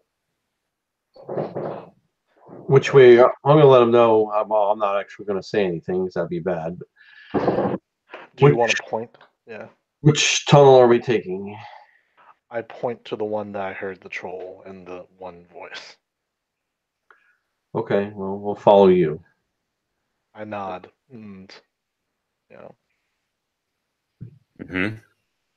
Okay. So you all head towards the eastern cave. You're keeping low at the bottom of the water. The cavern floor at the underneath is slowly rising and rising and rising. The cave that you're entering into is indeed flooded, though it is not deep water. It's deep enough to where you can all stay fully submerged, but it's not going to go down too far. It's going to go down a few feet of water. It's pretty murky though, so it is granting you a amount of concealment when which you're using these the stealth that you specified. What else can I describe? Well, this cavern is notably different. It's the size is about the same as the one you just left, so it's a decently large cavern, maybe 50 feet by 60 feet. So maybe medium-sized cavern, we'll say. There is one natural upraise that's leading into that same dry cave. So it looks like there's two ways to get into it, where all the lizardmen voices are, the bigger group. Yeah. At the far end of this new flooded cave, there is a little tunnel, flooded out water, and it looks like the current starts to pick up over there, flowing farther in. On the other side, there is a shelf, just a natural stone shelf, maybe 20 feet long. There are markings on the walls of this new cave that you're in. You see some of these fire beetles. So it's got low light everywhere here. There is crude dwarven script written on the walls. When you see this, Kivish, it reminds you of stuff that maybe those raider guys wrote on the walls, because it almost seems like, but not almost, it is very boastful. Like it's like a graffiti, you know, how people, they're like tag their names and it's all bravado. In addition to that, there are markings, lizard folk pictographs and other paintings done in blood, which they're lizard folk. They're a pretty savage people. Did you just say pictographs as in something written? Mm-hmm. And I can understand anything written with my eyes of the rune keeper. Mm-hmm. Yep, you sure can. Sorry, I just had a moment there of I haven't gotten to use this in so long. It's very mad. Some of them are actual drawings, and they seem to be shamanic in nature. They seem to be ritual related. The sorts of things that a spellcaster would mark down these sigils for magic ritual purposes. So it's a primal sigils. But there is today I learned how to write explosive runes. But there are some mad ramblings as well, like "Why won't she answer me?" is one of them, written in the draconic script that the lizard folk put on there.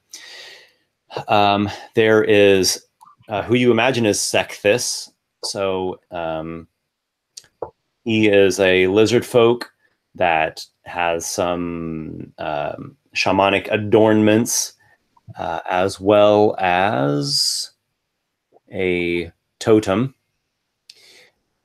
The totem looks to have at the top of it a skull of a big snake, and the whole thing's just made out of like bone and some little beads hanging from it. There is a troll, and specifically one of those necrosis trolls. It looks like the necrosis is really spreading. Like the whole patch of it is just black, and then there's like veins of that black through it. And this is in addition to those like weeping pustules of necrosis that the original one had. And Sekthis the way they're arranged, it looks like Sectus was doing something to try to help the troll. There are two basic Hydra warriors here. Then they're like frantically relaying information. They're debating what to do, and they're also like throwing glances, looking about. I'm going to do a perception check for this and the troll. Okay. You have been spotted. Okay. Oh. Okay. I guess it's time for us to act. Look at us! There they are! Let me roll up some initiative for them. Yeah, and you can roll the initiative for the guys in the next room so they can act eventually and all that. I'm going to keep rolling what we've got. Oh, are you keeping our rolls? Yep. Okay. A roll is a roll, and a toll is a toll. I'm fine with it. Just speeds things up. Roll is a roll, and a toll is a toll. But is that thing really still a troll? I mean, in theory, they could roll less than us. Or Yes, higher than us. it is still a troll. It is still living.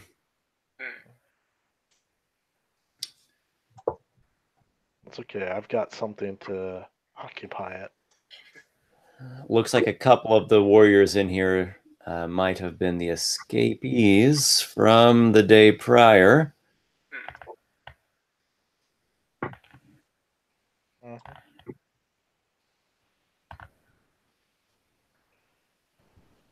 I'm running out of space. Okay, I've got it. Nope, I'm missing Sectus's initiative. That is a good thing to have. You need a turn. All right. Lykarr, you are the man. You're in the water. Your that shelf with the enemies on it is 40 feet away from you. The way to get out of this chamber and into the I'll say the dry cave to the south is it would take you maybe 30 feet of movement. And then that initial flooded cave that you came out of, it's just to your back. How big is this cavern again? Wide, it is about 50 feet at the widest part, and then long, maybe 60 feet at the widest, at the longest. Okay. At the far end of it, like the total opposite side, like past the shelf, the total opposite side, there's another tunnel. It's, in all things considered, it's a wide enough tunnel. It's a good, 4, 5, 6 feet wide. And it looks like the current starts to pick up there, like it's flowing down. Well, I guess we're going to have to fight the troll if we've been spotted. Much yelling is all around you. What do you do? Is he trying to talk and we can't hear him? I'm sorry. Who? Was that you trying to say something? I didn't hear you. No, I was talking to someone else. Oh, okay. Well, I guess we're going to fight. We're keeping the same initiative rolls then? Yes. So. Yeah. What do you think, Lykarr? Are you attacking? Are you fleeing? Are you defending yourself? Are you going to hide? Well, I'm going to try and kill the troll.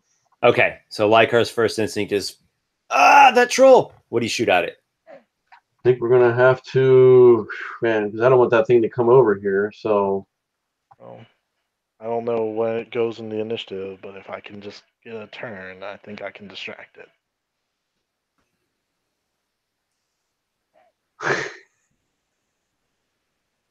Well, I guess I'll blow it up with a fireball. All right. It's pretty good. Pretty good move. I'm going to roll dexterity saving throws. So I'll start with the troll. Got a 12. Sectus has got a 5. And there are 2 standard Hydra warriors. 19, 4. So it sounds like 3 fails and then 1 warrior saved. Okay. Well, let's see. 18, 20, 28, 30, 33.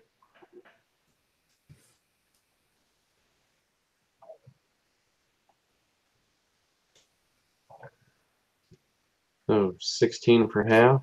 Sekthus shrieks in agony.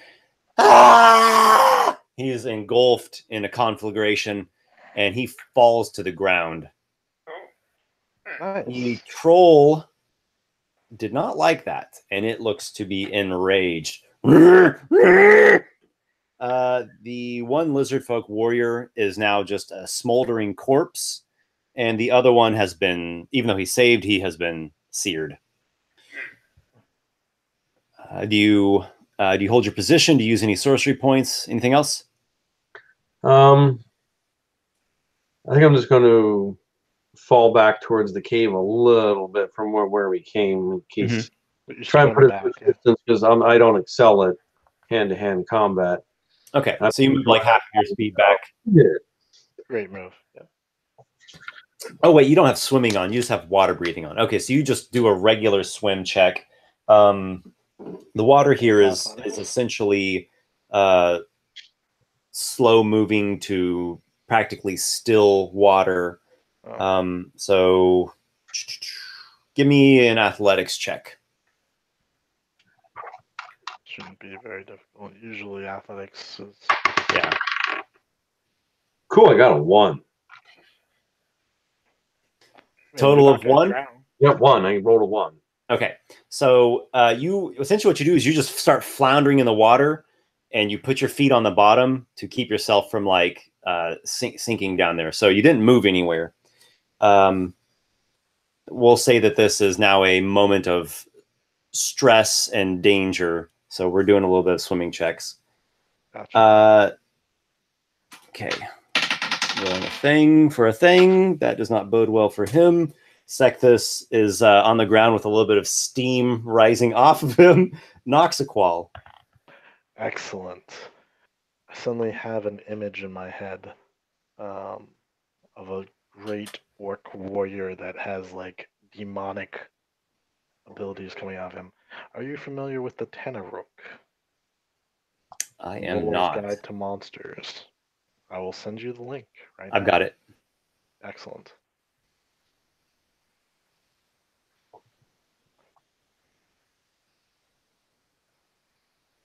That monster is not in Volo's Guide to Monsters. Is it maybe in Mordenkainen's? I've been told that it is in Volo's Guide to Monsters. I can send you the link. Is it not just in the monster manual? It's a demon, so it might be under demons. Yeah. Esper. How do you spell it? Tanarukk.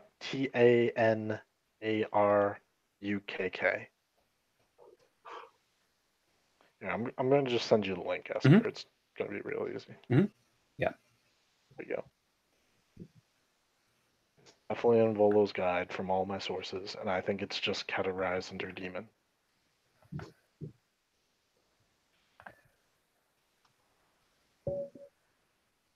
Where did you send me the link? In Discord. In Discord. If you prefer, I can send it to you in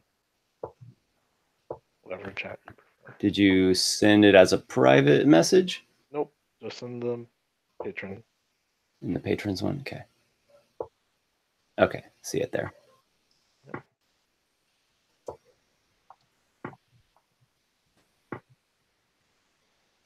It is CR5, which falls within Summon Greater Demon. I have its stat block all editable and pulled up so that I can... Okay, yep, I see it there. All right, cool. I'm not sure what this thing looks like, so would you do us the honor of a description? Sure. I don't have its description in front of me either because I pulled it up here, but hang on, I can find it real quick. I just found it in Volo's Guide.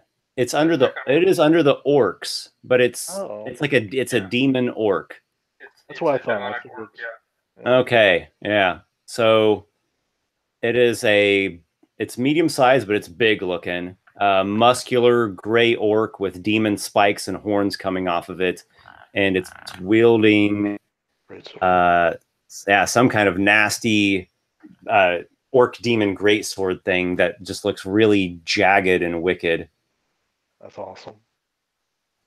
I get an image of this in my mind, and I start speaking words that twist in the air, and the air actually like warps as like this thing comes into existence. Let's see, how's the spell work? I think it's a ranged spell. Summon greater demon. Range 60 feet. So I summon it 60 feet away, like right next to the troll. Okay. Roll initiative for him, so he gets his own initiative. Let's see, What I have rolled for him is going to be. Where's his initiative? This is just his dex. So 9. He got a 9 on the initiative. Okay. Going later this round. All right. The Teneric menacingly holds its jagged greatsword towards the rot troll. You have control of this thing, but that might change, right? At the end of each of its turns, we're gonna contest. Basically, it makes a charisma saving throw against my save. Okay. It has a -1 charisma saving throw. Okay. But yes, if it ever anything else? Free, nope. Kivish. All right, so Kivish is fairly amused and perhaps a little bit bemused by what he has just seen here in terms of things being summoned. And at the sight of it, he's going to think, he's probably going to say out loud, so I did not know you could do that. Beware, it is not our ally. I guess I will have to check on it then. And he's going to reach down and pat Tynan on the head and say, I think I have an idea.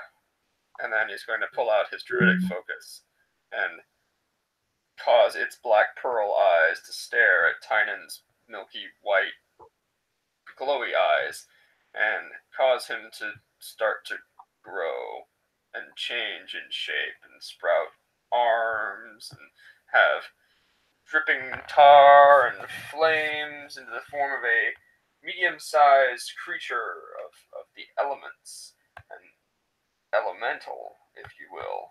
Is made of living tar with an equine head and fiery eyes and flames flicking out at random points. This, by the way, is the spell Conjure Minor Elemental. But, yes. Yeah. All right. So Tynan transforms and is now your tar fire elemental. Roll initiative for him. All right. Whoops. Just want to say, if it gets too close to my demon, I can't be responsible. Gotta love spells that come with a disclaimer. Yep. Yes. Initiative. Great. It is going to be a 15. 15. Okay. Spell's just so good.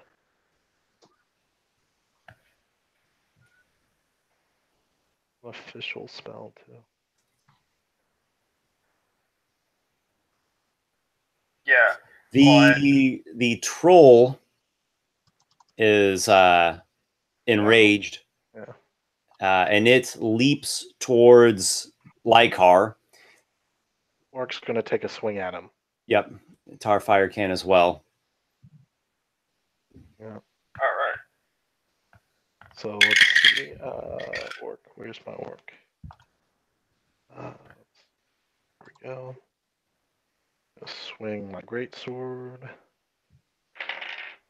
Oh, damn. So, Tynan the Tarfire Elemental form is a non-natural 20. I have a 26. The greatsword. Mm-hmm. Oh, yes. And damage. Both are strikes. Holy shit, Mac. I rolled 2 6s on the 2d6. That's going to be 16 damage. Mm-hmm. All right, so 5 bludgeoning damage, or 5 plus 2, so 7, and then an additional 5 fire damage. That's 12. And troll has been grappled by that sticky tar. Oh shit!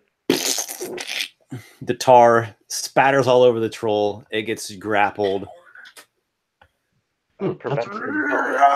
It's unable to leap forward as it intended to do.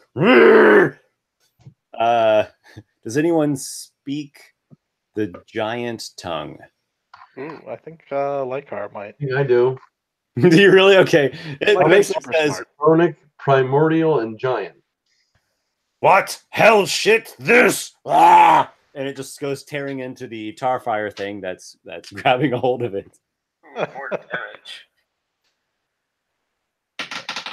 That is 11 to hit. Actually, not quite. And 17 and 19 rather, and 14. These are all 3 attacks. 11, 19, 14. The second 2 hit. 11, 19, 14. Yeah. Okay, so the 2 claws have landed. Please tell me it burns itself when it hits this thing. Oh yes. Oh yes it will. All right, so I will roll this first. 16, 23. Oh my god. 33 damage. I guess I should have specified which was which. 9 of that is necrotic. The rest is slashing. All right. The thing's going to resist the basic slashing damage. Yeah. Tynan, rather. Yep. So 24. He'll just end up taking 12 slashing, and then 9 necrotic. So he takes a total of 21. All right. And then let me just look up again how the. He'll take a d6 of fire damage from striking. Yep. Actually, he'll take 2 because he hit it twice. All right. 5 and 4, 9. We're a bunch of mages. Also, the troll started its turn while grappled, right? Its turn already started, but then when it starts its next turn, that's when it'll happen. All right, so the troll tries to leap towards Lykarr. He's enraged at this fire mage here. The tar fire thing slams it, like gets the sticky tar all over it, and like pulls it in basically onto itself. The troll like doesn't go anywhere. It rages on this thing. Every time it rips at it, it like burns itself a little bit. I just imagine I just like cut down its back. Tanaruk. Yes. Okay. The Tanaruk. Yeah. Okay. Hannah. Yeah, it's gonna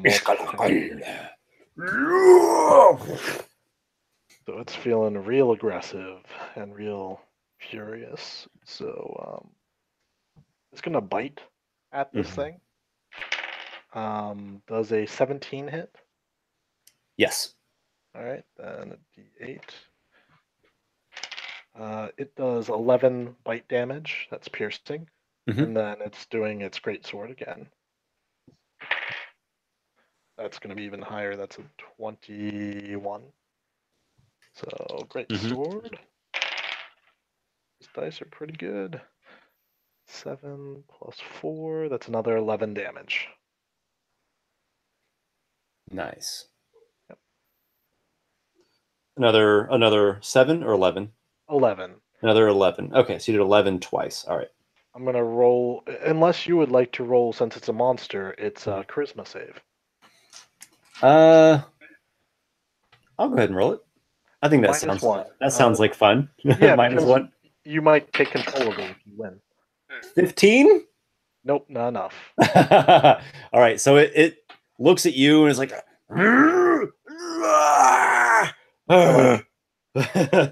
kill them. Okay. The lizard folk start shouting that Sekthus is down. They plunge into the water to strike at you all. Let's see. Who's attacking us? Sorry. Lizardmen. Oh, okay. 4 of them cluster around Lykarr. and then one. Don't have the layout so much. How are they down in the water? with them? They have come from the other cave to the south. Did they run through the fire beetle cave? They've come to the cavern that you did not go through yet. You were going through the watery ones up here, and they just come through from the southern one. So basically, they're coming into the water where we were just on the edge of. Gotcha. Mm-hmm. So you see lizard folk, jumping into the water. They come up. 4 have approached Lykarr to sort of cluster attack him. 1 each attacking Kivish and Noxiqual. There's also that one that's hurt. The one that's hurt that got kind of seared, it's going to stand back and throw ranged. So it will throw a javelin at Lykarr. That's a critical hit to hit. 11 piercing damage to Lykarr. Sorry, bud. Hopefully you rolled well on your level up hit points.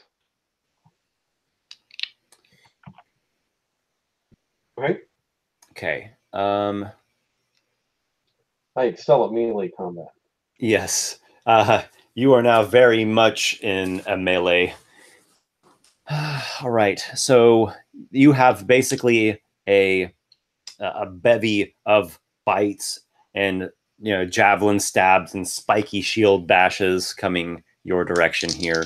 Don't you have a reaction that you can do with your lightning sorcery thing?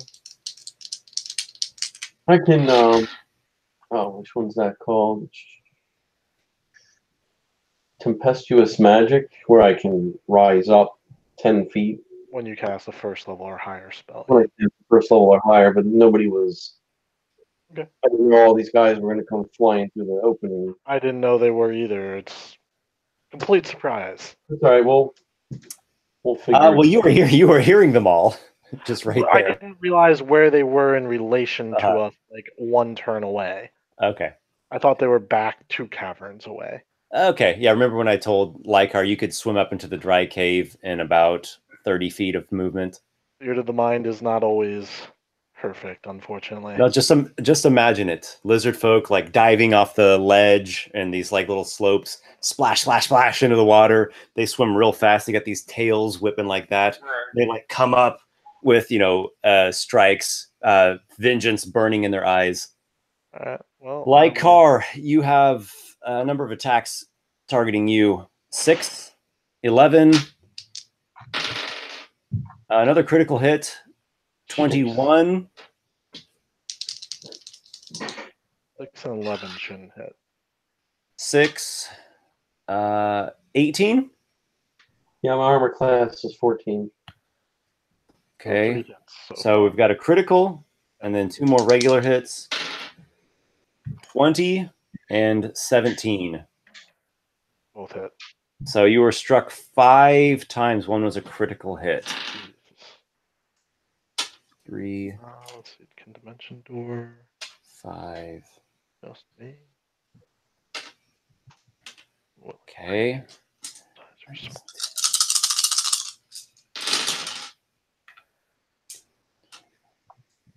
32 damage in total. I got you, man. I'll get you Wait. out of here. I have 1 hit point left. Lykarr is beset upon by the enemy, and he barely is holding his footing.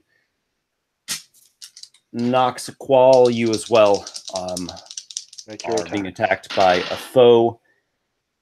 7 and 18. The 18. Yeah, I'll let it hit. You'll deign to let it poke you. 4 piercing. All right. Kivish. 19 and 19. Oh, Rolling my concentration check on the spell. I make it barely. Mm-hmm.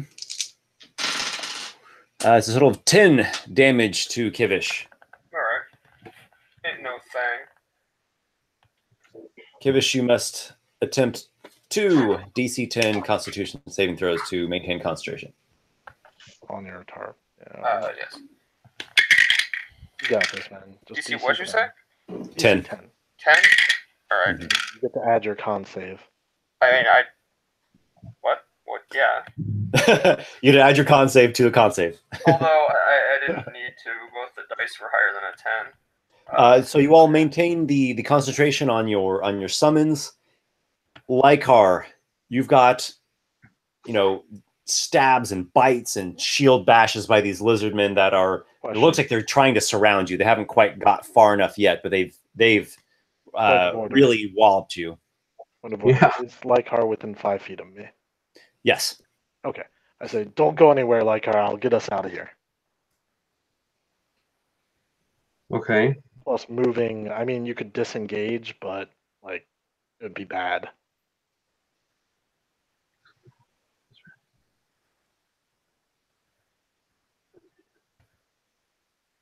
I was just reading this tempestuous magic. Mm-hmm. Yeah. It says it allows me to fly up to 10 feet without opportunity attacks. Okay. Yeah, you could certainly go up 10 feet in this cave. It's got a nice good domey, craggy ceiling to it. Don't you have to land on solid ground or at the end of the move? I'm wondering, how long do I stay up there? Okay, so if it only says you fly 10 feet, you literally just fly 10 feet, and then flying is over. So you'll either need to land somewhere or you'll fall wherever you are.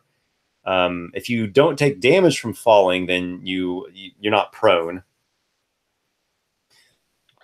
Yeah, as a bonus action, cause whirling gusts of elemental air briefly surround you immediately before or after you cast a spell of first level or higher. Doing so allows you to fly up to 10 feet without provoking opportunity attacks. Mm-hmm. I've said what I can say in character.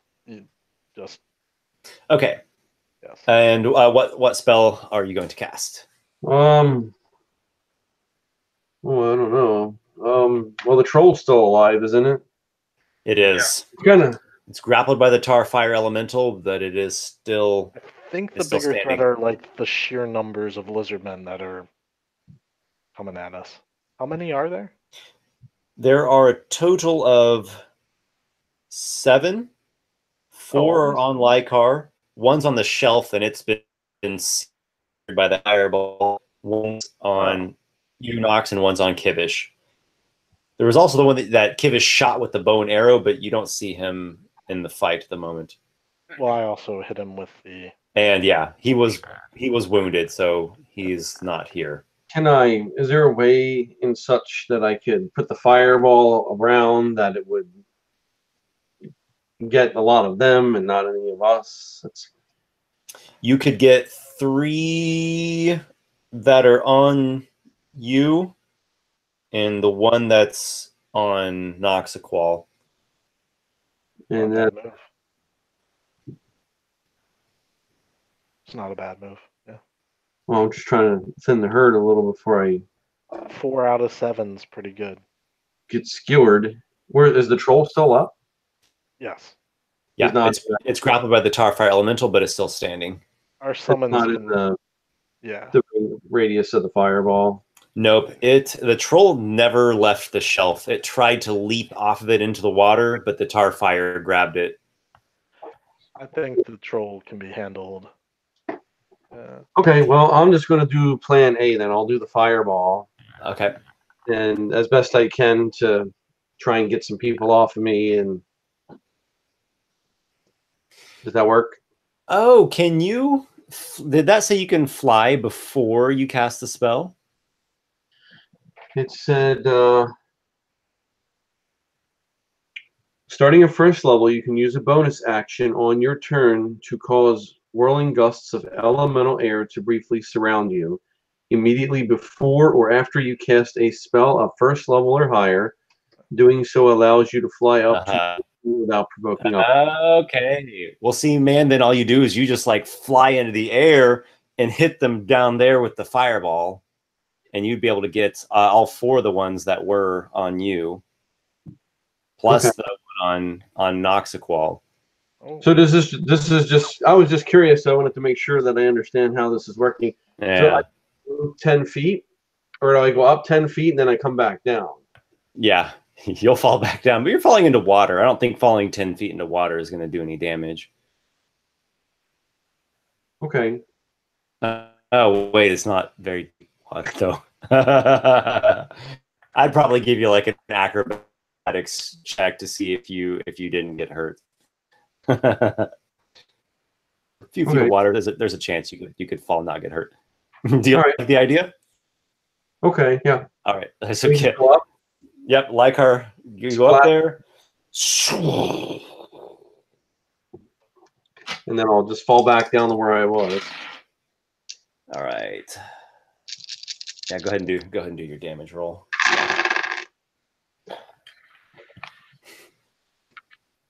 Roll that shadow run damage. 18, 20, 25, 29, 32, 36. Holy moly. All right. What is your DC? 16 or 17? No way. It can't be that high. No, 15? 14. 14. Okay. Yeah, that makes more sense. 14. What level did it go up on?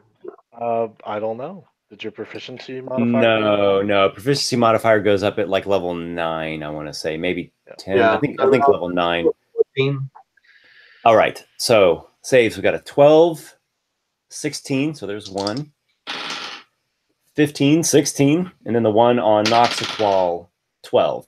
All right. So 2 of them, well, the one on Nox and then the one that was harrying you are roasted. And then 3 more take half, which would be 18. And that's even with saving for half, that like really singes them. And so you like fly back on this zephyr wind, like leaping through the air, kind of going backwards a little bit, rock your fireball down there, and you're just like just out of the blast radius. And lizard folk are just caught up in flames. A couple of them land, sploosh. And then you come down. You can make an acrobatics check. Also,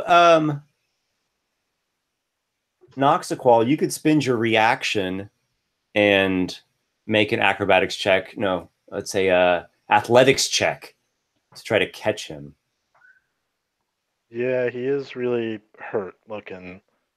Robes are all tattered. I just want to see if I had anything I need my reaction for. I don't think so. I do have reaction spells, but I'd rather give you another chance to not die. Oh, it was a 17 and that fell onto the 10. So was this acrobatics? 16 total. Athletics. Yeah, I got a 7. Athletics. Then 12 total. Okay, and what you get on acrobatics? 17. Okay, so you land in the water. It's not a graceful landing, but it stings, but it doesn't hurt you. It doesn't deal actual damage. It's not that bad. That's good. So with 1 hit point, that's real good. Yeah. And you've essentially landed like kind of behind or next to Noxiqual there. What else? Do you want to try to move? Well, I don't know if I should really move because that'll provoke opportunity attack. You got away from him.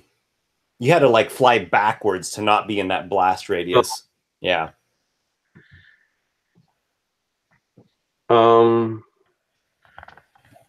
I'll just stay here because they can just chase me down anyway. So Okay. Okay, let's take things to Tynan the Tarfire. So, your turn. Are there any sort of cracks in the walls or tight spaces nearby that might lead into other chambers, or even just to none that you see. None that you see. Now, the way that you all came from, the flooded chamber to your back, it's a wide, like 10, no, not 10 feet, but it's wide enough, maybe 5 feet at the most, opening. The way leading to the dry cavern to the south is also about 5 feet wide. That tunnel at the far end, it's pretty wide. It's, I guess if I really look the way I've done my map, it's maybe 8-9 feet wide. All right, so no tight spaces to escape through. No, I mean, he's grappling the troll at the moment. Fair. Yeah. He would have to release that and disengage. Is that how that works? Or is that more than one action? Are you wanting him to? You're wanting him to get away from the troll? Yeah. So that I can fling other stuff. Okay. I understand why you're asking about the cracks now. I see what you're saying. Okay. Yeah. In that case, let me roll. Shit. What's happening? No. I'm loading the environment. That's what's happening. Okay. Okay. You don't see any obvious cracks. You can spend an action to make a perception check and like really look out for one, but there's nothing that's in the heat of battle that's obvious to you. All right. Yeah. If you want, you can let go of the grab and disengage as an action, and then move with the speed. Yes, that is what the troll with the tar file. Yes. Why are you letting go of the troll? It lets go and goes back. Are you going into the water or just back along the shelf? Just along the shelf. Okay, so it just backs up. Really, it's kind of heading away from the party is the direction that it's going. It's kind of going towards like the back corner of the cave. What are you doing? I'm confused in character and out. Making room to fling other stuff at it. Yeah. That and I think Tynan got pretty hurt there. Not horribly, but yeah, he can't stand up to much punishment from the troll. It is a troll after all. Noxiqual.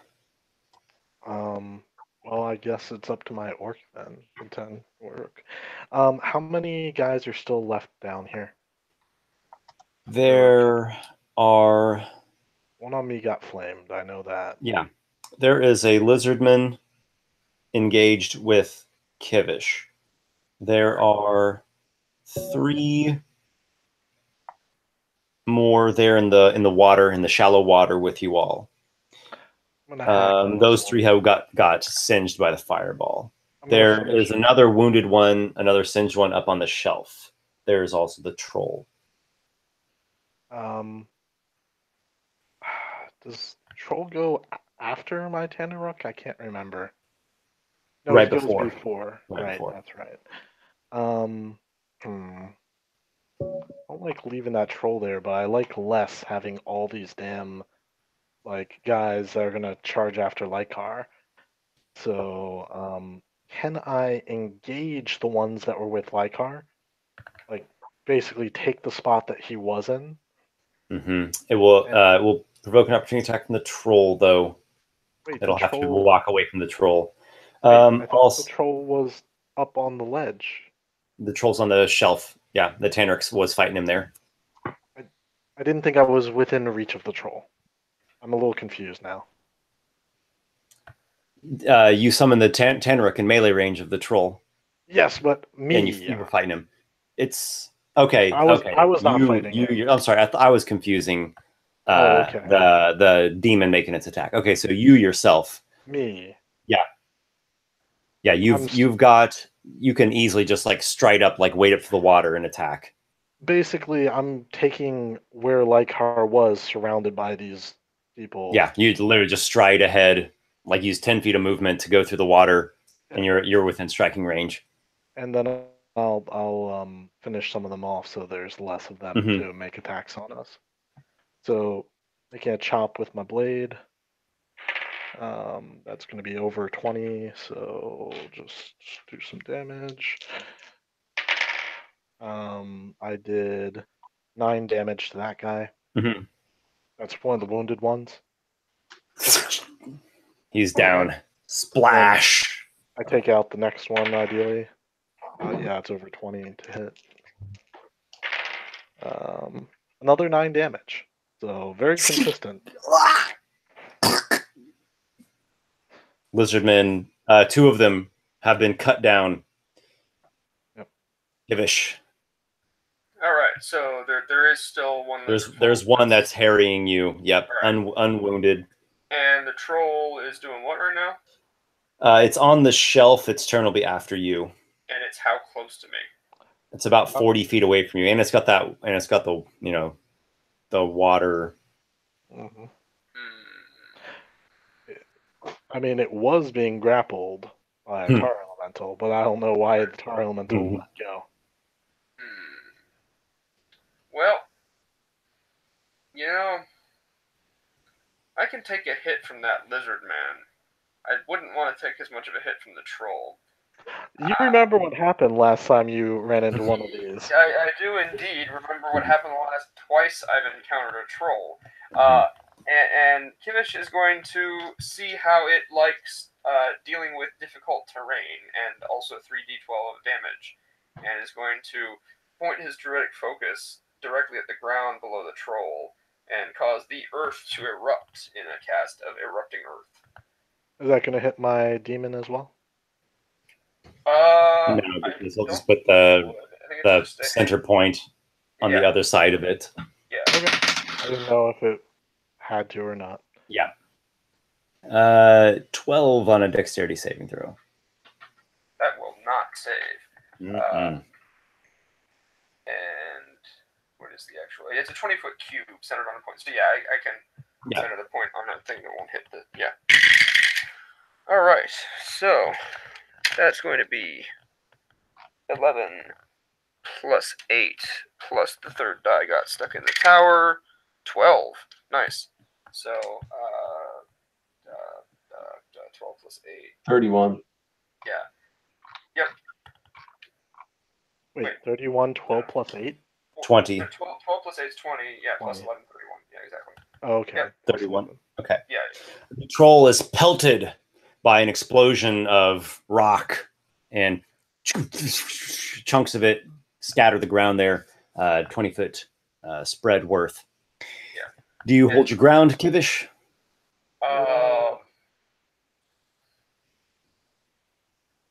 So that's now difficult terrain for the troll. Seeing as I'm not able to disengage, and I have to take that opportunity attack. You know what? Actually, I'm going to run over to near where Timon is. I'm gonna go over that way. Okay. The lizard man will take a snap at you. Oh, one under a critical. Ooh, okay. Well, that hits. 23. He chomps on you for 5. All right. That is much more deal withable than whatever a troll would have done. Yes.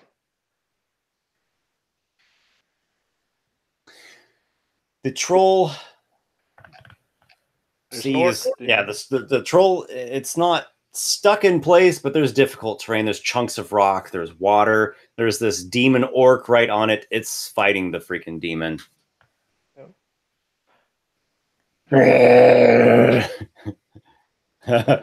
He shouts in giant, "I hate you!" The orc shouts in the orc. Get wrecked. The feeling's mutual. 20 to hit. That'll hit. On a bite. And he's going to use his Unbridled Fury reaction to make a melee attack with advantage against you. Yep. Oh. Yep. Go ahead and do that. Go ahead and do that now. And then we'll move on to the claws. So he just uses his greatsword. Nat 20. I do love these nat 20s. All right, so what do you know? Greatsword crit. It's gonna be 10, 14, 18 damage with the greatsword as he reacts. Ay, ay, ay.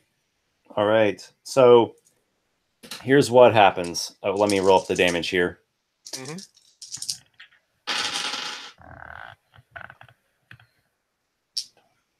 23 damage to the orc demon.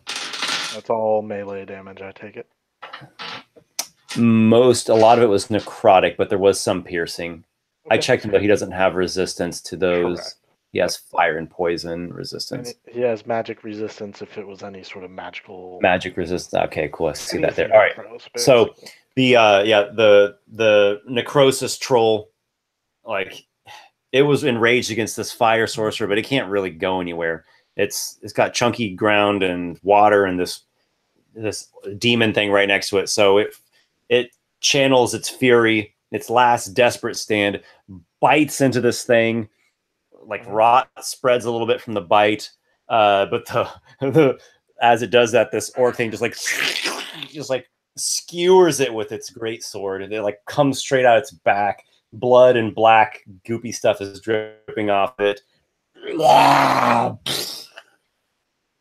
The ground tremors just ever so slightly as this big hefty troll falls down.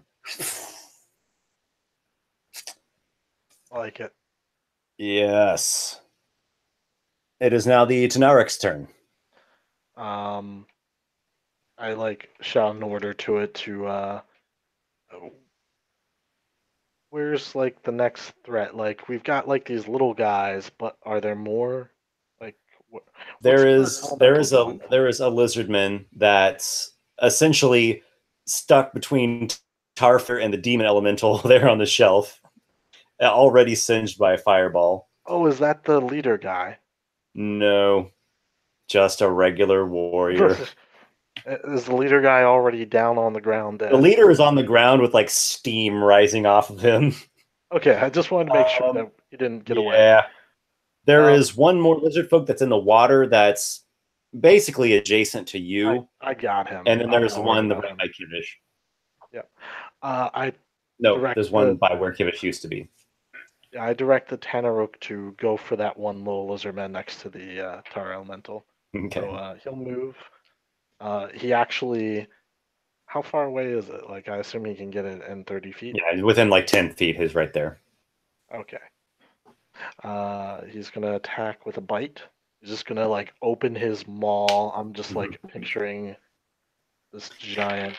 Yeah, it's exaggerated orc tusks and, like, some demon fangs in there. Does a 12 hit? I doubt it. 12 is a miss. And then the great sword comes down. That'll hit. That's 25. Mm-hmm. All right, great sword for a net of 9 damage.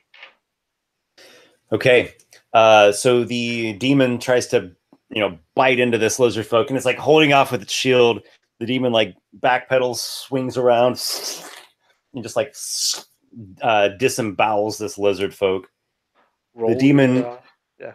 The demon struggles. 5. Unfortunately, not enough. The one lizard folk that is somewhat near you, not all. Yep. It turns away. It's out of there. The one that was by, they both look at each other. Like we're fallen. Our side is fallen. They both go swimming to the flooded. A little. Did you say they disengaged? Well, neither of them were actually adjacent to any, and they just swim. Because Kivish walked away, and you went to where the other edge of his group was. Okay. They I'll trust your one map that you have. This map? Yeah, you're breaking up a little bit too, though. Can you hear me? Yeah, is anyone else getting that weird? Yeah, it's kind of like he was on a bad cell phone. Yeah. Can you hear? It's kind of bad reception. Like you're blurry. Your picture is very blurry. Okay, he's redoing his video. Okay. How does this sound now? You sound fine there. Yeah. Okay. And can you see me normally? Yep. Yeah, it's back in Good. Hydra. Okay. Nice.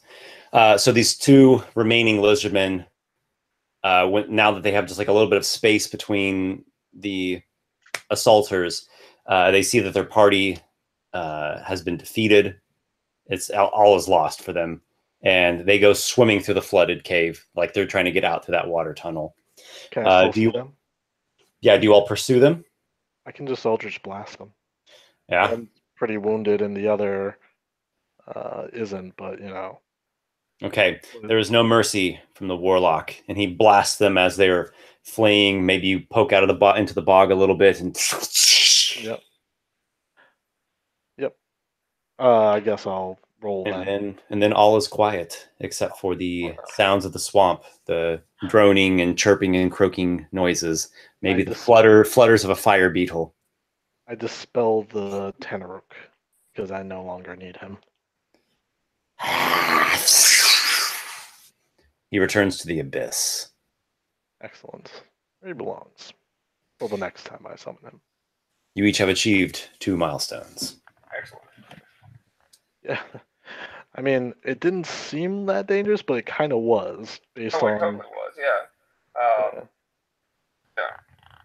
That could have gotten really bad if the troll had been allowed to wreak more havoc, or the lizard folk had... Yeah, Tarfire Elemental's pretty boss. Our summoning is pretty strong now, our summoning game. Indeed.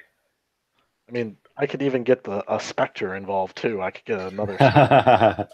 Yeah. Speaking of which, I want to go to that steaming corpse of the leader. He's not quite dead. Excellent.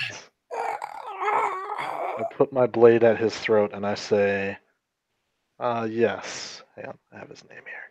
Down. Sectis. Yes. Sectus.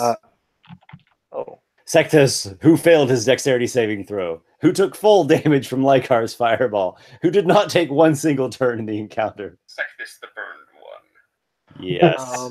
Very much. I thought it was Keshavik for some reason. Oh. Keshavik is the crocodile. The giant crocodile thing that dwells beneath. Got it. Sekvish. At last we meet. You speak my tongue, or shall I have another translate? Oh, hold on. Wait a second. You know what you should have said to him is, you should have leaned in close and said, open up. You ruined it now. Sectus growls at you weakly through his grievous burns. I keep an eye on his hands to make sure that he doesn't try anything. Like, I'll cut off a hand if he tries to, like, arcane gesture. Yes, he does. Oh, he's trying to arcane gesture? He's trying to get a spell off. You know, instead of cutting off his hand, I step on his hand. I'm pretty sure that'll make it pretty hard. You can also hurl a tar blob at him if need be. No, don't kill him yet. He's going to answer our questions. Lykarr. I need a translator. Okay. Kivish, tend to Lykarr. He's, like, badly cut. Yeah, he definitely is. We shouldn't ignore the troll, though, should we? What's that? They regenerate. Is that not?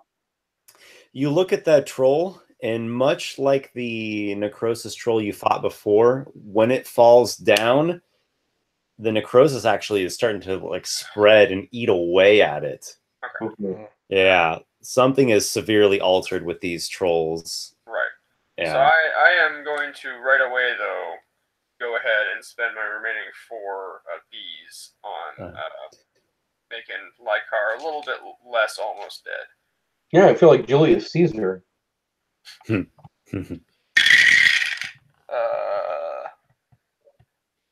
that's not as good as it could have been, but it's not horrible. That's 12, and then 4 temporary hit points. Okay, so I have 13 plus 4. Mm-hmm. You know, when you said 23, I was like, oh no, because I only had 24 hit points.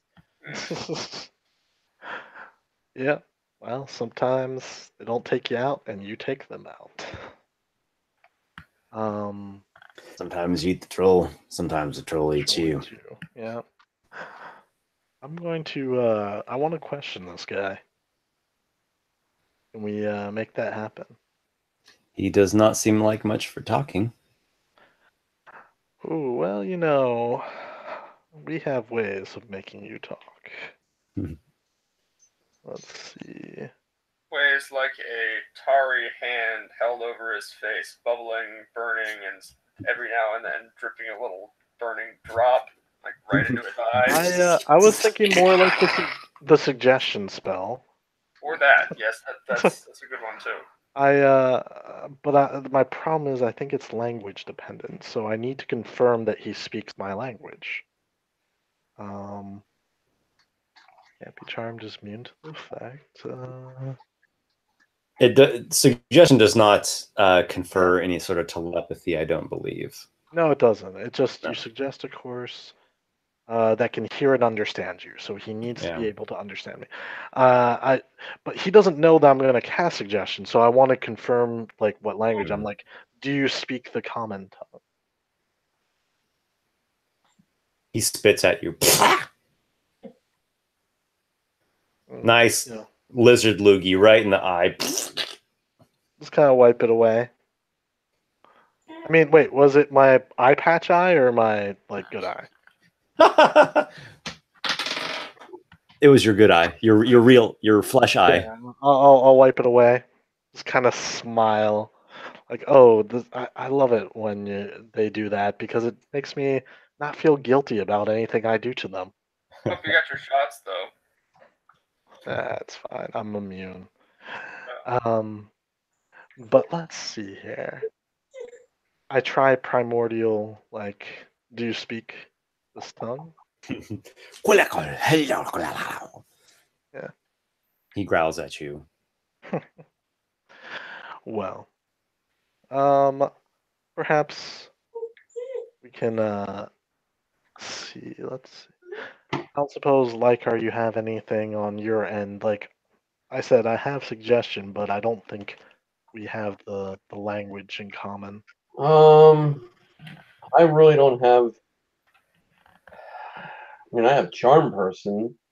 That would work. I mean, charm would get him to be more cooperative to you. And you speak his language. Yeah. I mean, you don't need it to last a long time. Just long enough to answer our questions. Sure, I'll give it a shot. Sure. I'm gonna say let's tie him up if we can. Can we tie him up, Esper? Mm-hmm. Okay. Yep. So you break out some rope from your knapsack and bind up his arms or his hands. And then Lykarr, are you casting Charm Person? Well, here's what I suggest. I say, Lykarr, let's act like we're talking. I'll get kind of like, and we'll go away, and then you go talk to him with a charm. And when you're alone with him, he'll justify in his mind that like you're not with us, perhaps. Okay, because we can't do anything negative to him. Basically, he'll still see us as the enemy if you're working with us, even as his friend. That might jar with the charm. If you're alone, you can come up with a story of, yeah, I told them to take a walk, but we don't have long. You gotta tell me what we need, what I need to know, kind of thing. Okay, well, we'll give it a shot. You're the good cop. Exactly. I'm not like those guys. I'm on your side, and you can tell charm person cop over there. Okay, Lykarr, you cast your spell upon Sekthis. We leave the room as it were. I got a 12, even with the advantage. I can't believe you would do that to me. I thought we were friends. I had no choice. It was an unfortunate misunderstanding, but we can get you out of this. I'm badly wounded and my hand is broken from that bastard friend of yours. All right, well, I'm going to ask him, hey, what's going on here? Where's the dwarves? They escaped. Ooh. I need to heal myself. I'm badly hurt. He starts chanting a healing spell. You should probably not let him. Wait, his hand is tied up. How's he doing that while tied up? Yes, he is tied. Okay. Well, it's regular cure wounds, so he needs gestures. He asks you to let him get a hand out so he can gesture for his spell. Pump him for more info. Yeah, I will. I'm going to pretend that I'm trying to undo them, but I'm. All right, so you kind of go behind him and you're like fidgeting. You're fiddling with it. Yeah. So, what else was I supposed to ask him? You don't know? Oh, Well, he said the dwarves got away. That's what he said. Follow up. The dwarves got away. Where did they go? They're probably dead. They're probably dead now. He looks over towards that tunnel that was flowing, that water tunnel flowing down out of this chamber. He's kind of gestures his head over that way. They escaped. Oh, what's down that way? Maybe I can catch them. Oh, you don't want to go that way. That's where she lives. Keshevik? Yeah, that's the crocodile's name, Keshevik? Keshevik is the crocodile, yeah. Yeah, It's the home. It is her home. Oh. Do you actually say Keshevik? Yeah, because I know the name. So. Okay, he says. Oh, you know. You are a smart one. Yeah, so maybe the dwarves didn't get away. I think they are dead. They are probably in the belly of the great scaled one. How long ago?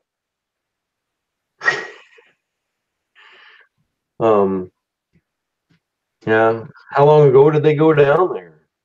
3 days past. 3 days.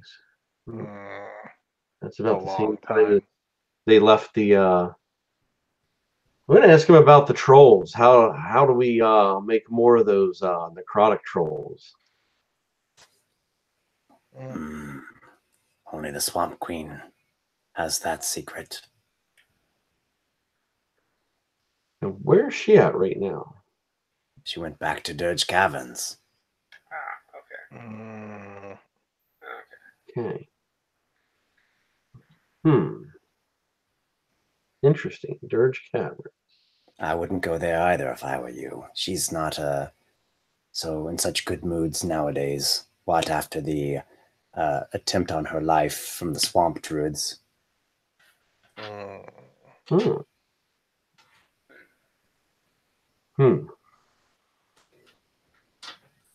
She's not looking so pretty anymore, she isn't.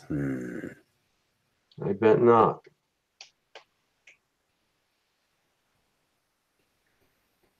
You about got that rope taken off. I can't. It's really tight and I'm really weak. I was going to keep yanking and moving his arms around.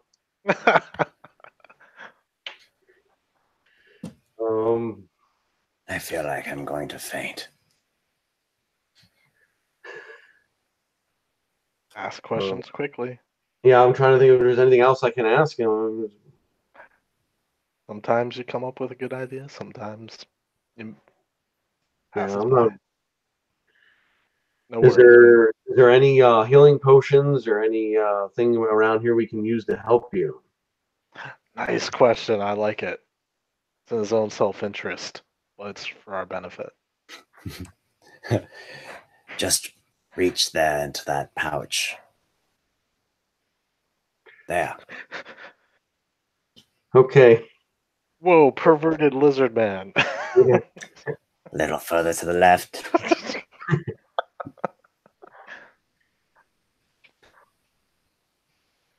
All right, I'll kind of search his person there and see what I can come up with. Like, oh, they broke. You find what is the equivalent of a spell component pouch, as well as a.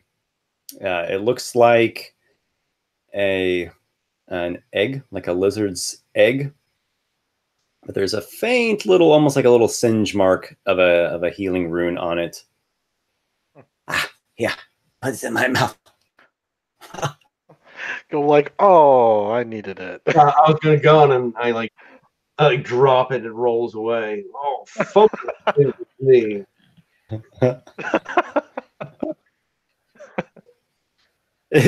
you drop it. It rolls away. He faints. He faints. He faints. Hey, you need a little more healing, Dennis? Yeah. Looks like you got a little healing rune. You know, Yeah, I might as well try what a lizard egg tastes like. I assume we were watching from like the doorway nearby, but we didn't understand anything. After he faints, we'll come back in. Okay. All right, you pop the egg in your mouth. Yeah, sure. All right. Does 4d10 poison damage to non-lizard folk? You were healed for 7 points, Nice. equivalent of a healing potion. Cool, almost to 20. Every little bit, my friend. Yeah. So, Hmm. well, I'll tell everybody what he told me. Very good. So the dwarves, 3 days ago. That's Yeah, they might be Scooby snacks by now. yeah. Like I want to keep believing in the hope that they're somehow alive. Like they escaped. Like that's fortuitous. It's almost like the gods keep giving them opportunity to live. right. 3 days is a lot. Even if they weren't consumed for 3 whole days, they're stuck down there, presumably. You speak truth, Noxiqual.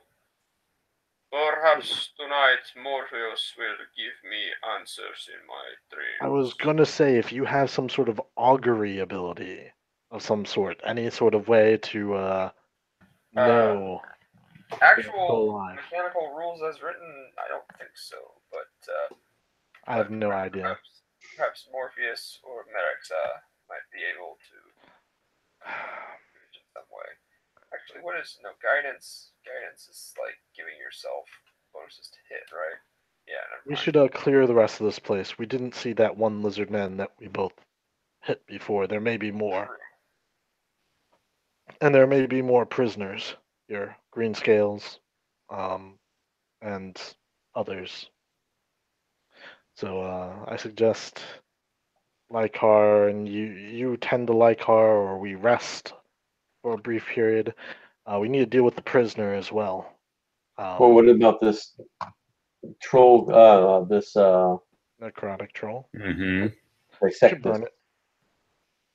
What's that? What about Sectus here? He's unconscious. Oh yeah, that's who we need to deal with. That's what I was just saying. Prisoner. Perhaps Keshavik should have a new offering. Offer him to the crocodile god of the Hydra. Yeah, very at least like carry him on the end of a stick on our way down there and just like toss him in. I almost feel like we should take some of these lizard corpses, feed the crocodile, even if it's like eternally hungry kind of thing. Offering it some sacrifice before we go down there would be a good idea. And that's not saying that we need to go down there, but I kind of feel like I want to bring back something of the dwarves to show that we, I don't know. How, with the water moving as fast as it does down that chute, could my 60-foot swim speed go against it? Mm-hmm. Okay. Just wanted to make sure I could get back out again if need be.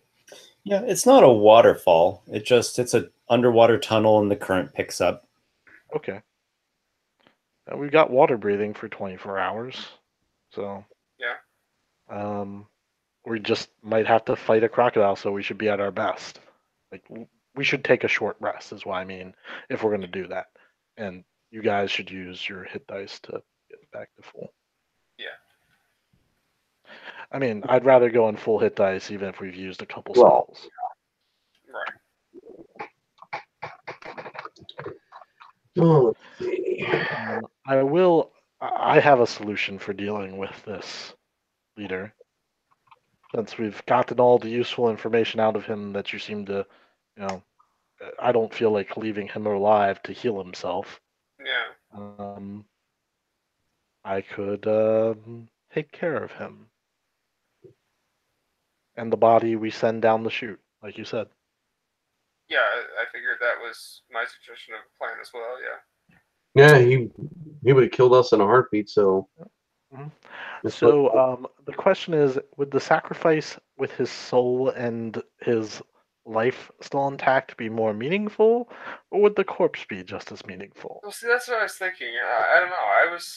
I had in mind just put him down there alive and let. I think alive would be a more meaningful sacrifice. Yeah. That is the traditional way to sacrifice someone. As much as I'd love to, I'll take his spirit. We'll send him down alive because it's, maybe we can pray to the Hydra goddess, like our dwarves still be alive. Yep. Don't eat the dwarves, eat this. Who all's taking the corpse? Just you, or is everyone hauling him? I guess not the corpse, but the unconscious. Yeah, the guy. I'll pick him up, yeah. All right, so you take him, kind of float him over to where this underwater tunnel is. You get into it. The current starts picking up, and you can see it ends in sort of a spillway. Yeah. So you get close, and you're kind of like chucking him over the spillway. Yeah, I want to look and see if I can. Yeah. Well, you're using the Manta Cloak ray to kind of swim against the spillway part there. Yes. So it frees up your hands better than a typical person or typically it would. And do you say anything? Do you shout anything? Yeah, sure. The problem is I'm going to shout it in common, and it's not going to be, the language. But I'm hoping that a semi-divine being, can understand any language, hopefully. Oh, I know one certain prayer you can offer in their tongue. Open up. That kind of makes sense. Open up, Kashubik. It kind of does. I feel like I'm going to start it with that. Open up, Kashubik. I give to you this unworthy one. But all I ask in return is for the dwarves, the ones who fell down here, who came to you. And maybe Keshvik will hear me. Maybe Keshvik's like, they're already dead. What are you talking about? But I toss him over. All right. So you've got some noise going from the spillway, this like rushing water part here. Open up, Keshvik, in the lizard folk tongue. And you throw unconscious Sekthis down there. Now you can kind of see into this cave where you're from your vantage point where you're standing.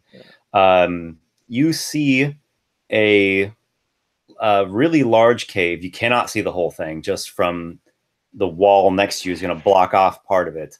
But from what you can see, it's a pretty big cave. You do see some. You do see some of the no fire beetles. No, there's no fire beetles. They're all before this part. They're not down here in the underneath area. Dark vision. Make a perception check. Got it. All right. That's going to be +5. Oh wait, no, that's not my perception. 13. 13. Okay. Well, you see the body of Sekthis himself, unconscious, kind of go out in there. It's sinking a little bit. He's unconscious. And there's a big shape looming in the water. Jaws music. No. You stay there, keep watching? Oh, yeah. Okay. This huge snout just comes up and just gulps him down. Okay, the dwarves are dead. Let's go home.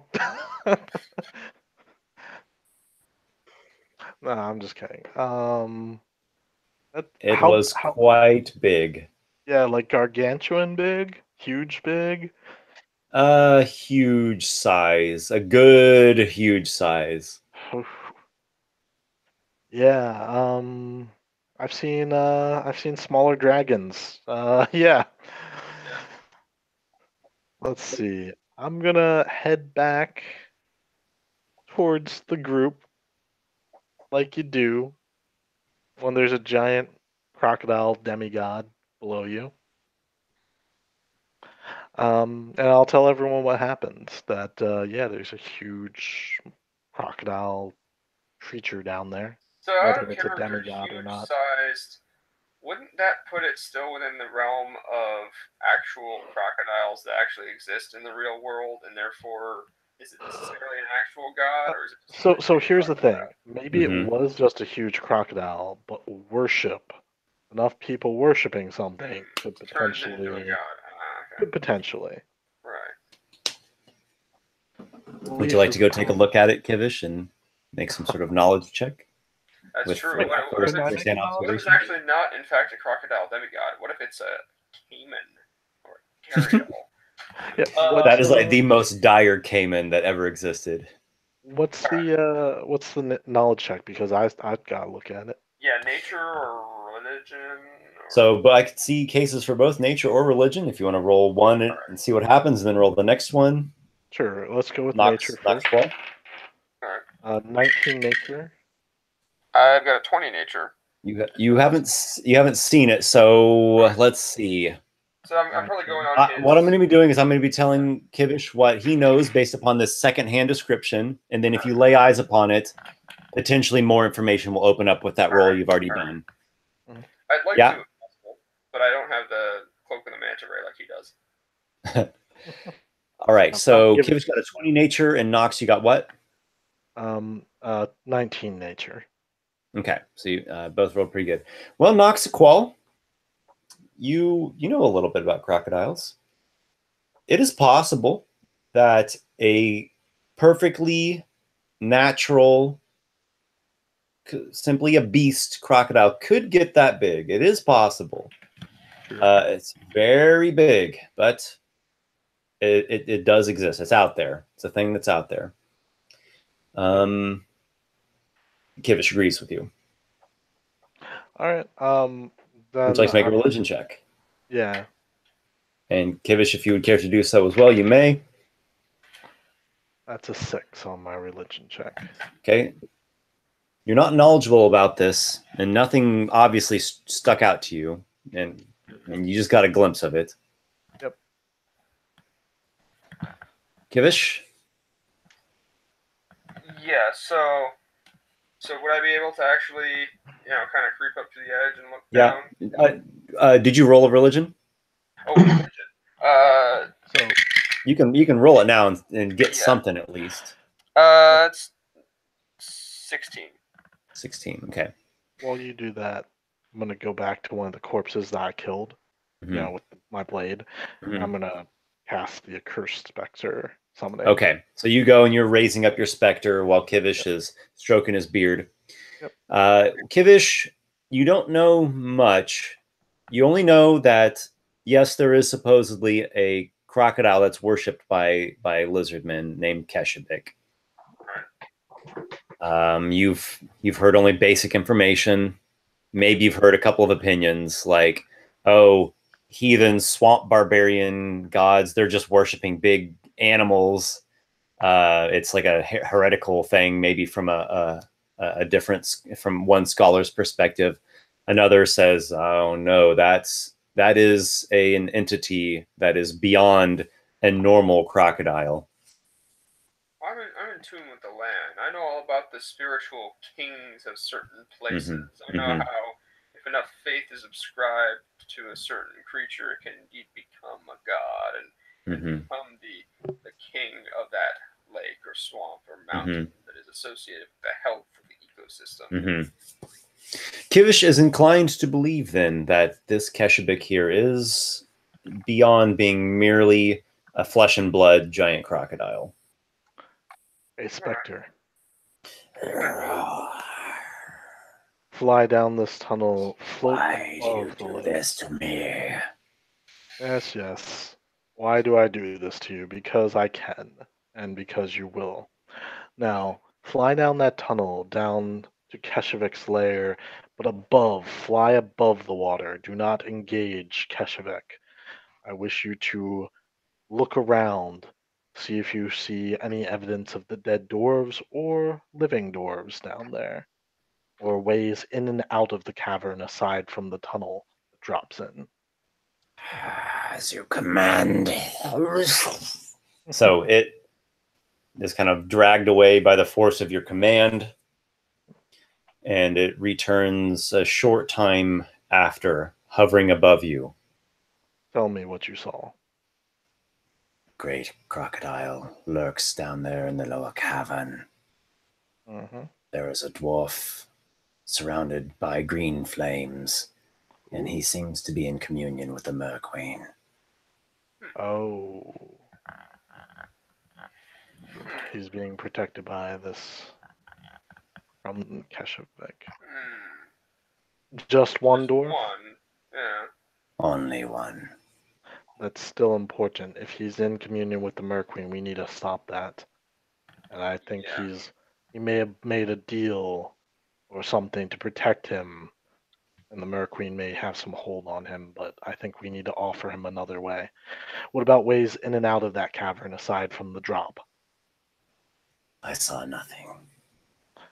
Uh, The cavern is large. Very, very large. mhm. And where's the dwarf in relation to the drop down? To the north, you will see a stone shelf and part of an old pillar. Okay. And is the crocodile ignoring the dwarf? She does not draw close to the green flame. Okay.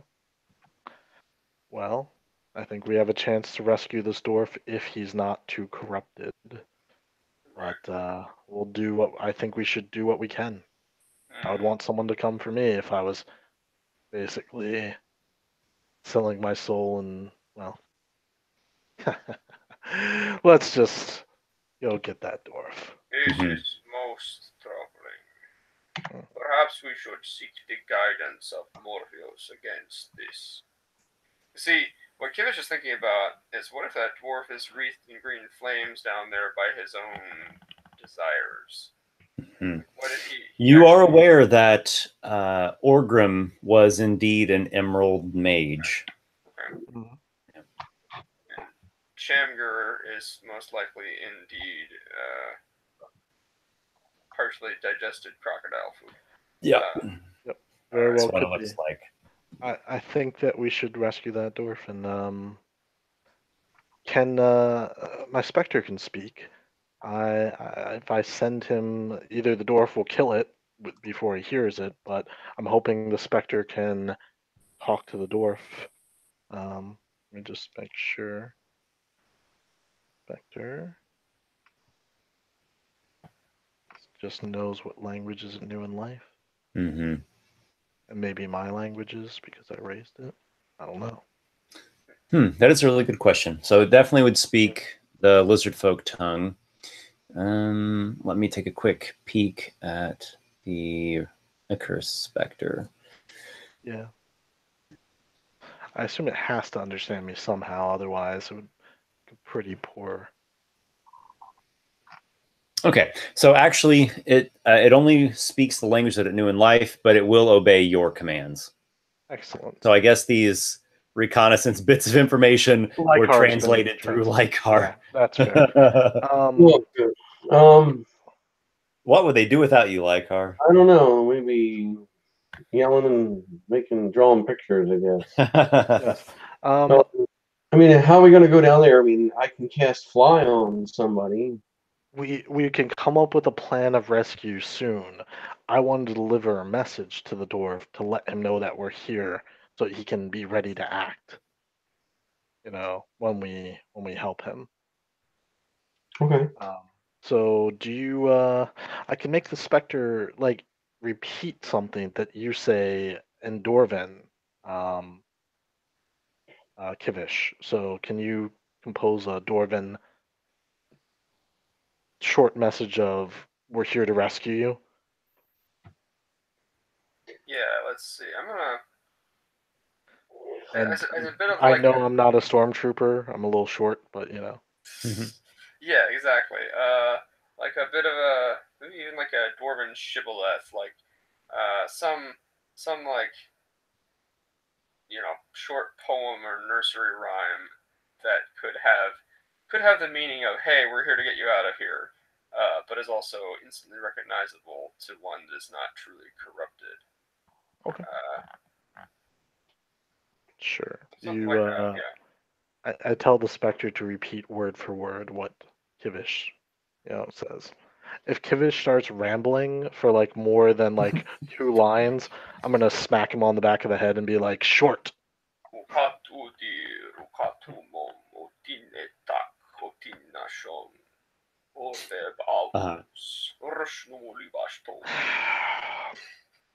Little powder on the hand. Okay, the specter flies down there. Whoops. Yep. We'll see. Yeah. Hopefully he. And it comes back a very short time later. Like Lykarr can hear it speaking in the draconic tongue here. I could not remember everything that the dwarf said, but I did my best. I relayed some of this dwarven tongue. Orgrim spoke with me. Okay. And what did he say? So Orgrim actually spoke to the specter in the lizard folk tongue. Yeah, I figured that he might be. Okay. He was the emissary, so he speaks draconic. All right, so did he by any chance say open up? Because then we'd understand. Yeah. Orgrim believes that I was sent by the Mer Queen as a boon in his time of need.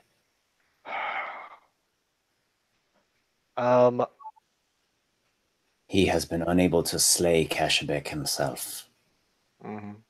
Either help him slay her or help him escape. He would be most grateful. Yeah, we definitely want to do that. It's going to be pretty easy in some ways to get him out with our magical abilities at our disposal. If Kashyyyk is limited to swimming and land. As long as he can't spider climb on walls.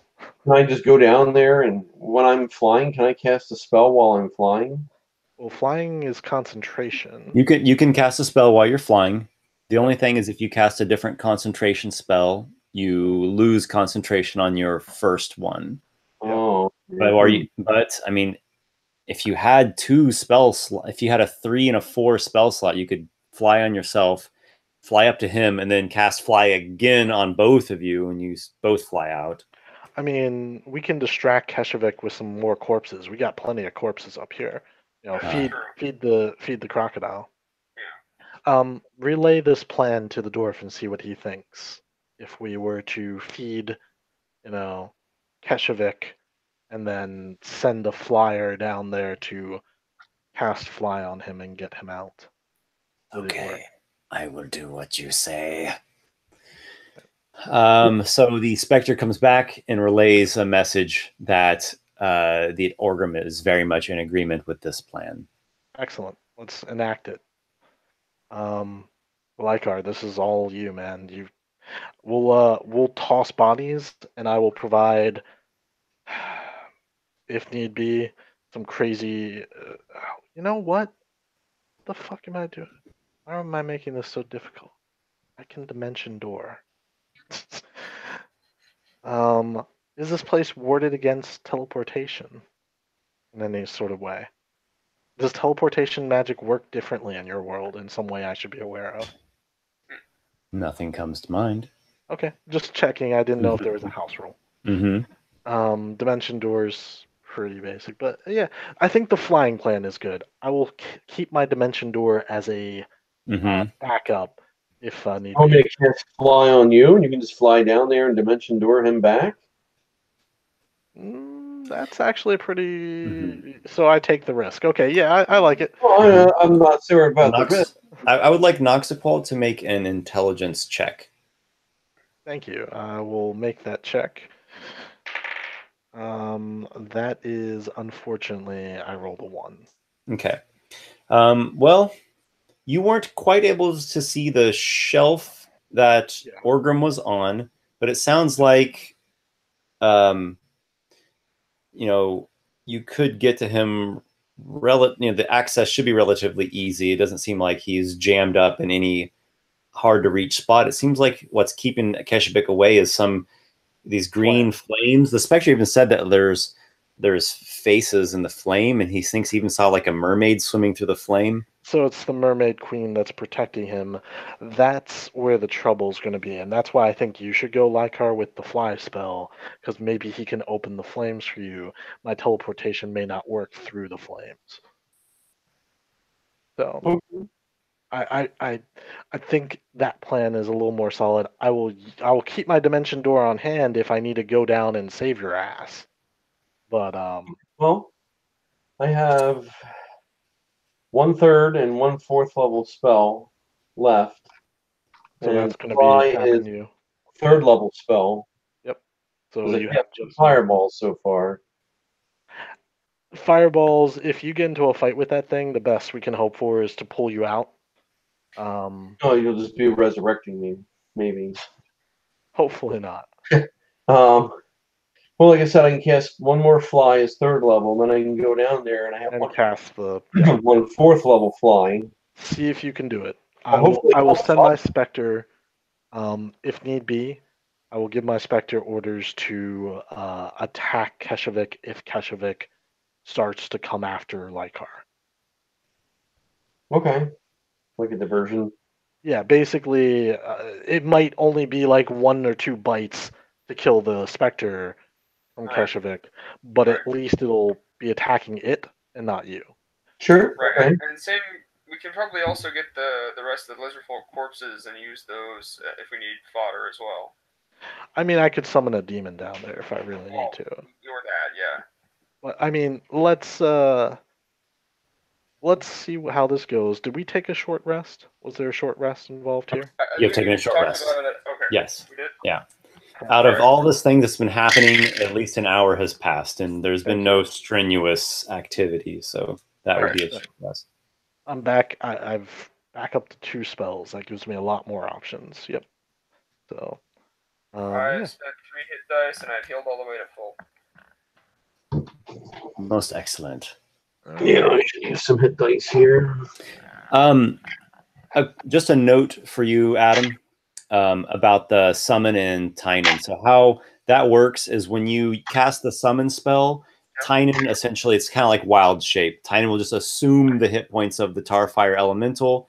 If it gets knocked to 0, then he just reverts back into Tynan with Tynan's regular hit points. All right, that's what I thought. Is that a special? We're essentially just reflavoring a little bit the summon minor elemental. Yeah. I like it. The actual mechanics of it are basically the same thing.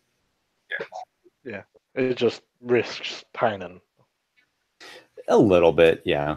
Potentially. I mean, so he would revert back to his normal form, and would he be, if he got incapacitated, would he still be out his normal form, or would he just turn back into his normal form? Period. Just his regular normal form, whatever hit points he had before you cast the spell. Oh, okay, I see. Yeah. Makes sense. Well, let's. I'm gonna start tossing some bodies as soon as you're ready to go. Okay, so Noxiqual say, heave ho! Here comes lizard corpses. Yeah. And Lykarr, you put fly onto yourself, yes? Yep. Okay. Well, there's enough room where this current's going down. There's enough room for me to fly above the. Yeah, I mean, you're like, it's magical flying, so it works. You've like your back and the back of your head's like scraping along the ceiling, and the water's like flowing right by your face. But it works well enough. Of actual winged creature, just I don't see how there'd be any way to pull that off. So you see these lizard folk kind of like underneath you, plunging through and going down this spillway. Okay. You like poke your head into this great water chamber. You see this like kind of a domed, rough, rocky ceiling above. Between the surface of the water and the ceiling, there's going to be maybe 10 to 15 feet or something of air. You can make a an intelligence check. You can also make a perception check. So 2 different things. Okay. Just tell me which one you're doing. Well, I'll make an intelligence check. Okay. You are better, probably at that. Intelligence. Well, my intelligence is 10. So it's a 16. 16. Okay. Just quickly gauging everything, you suspect that if possible, this crocodile could do a leaping out of the water thing and bite at someone flying in the air here.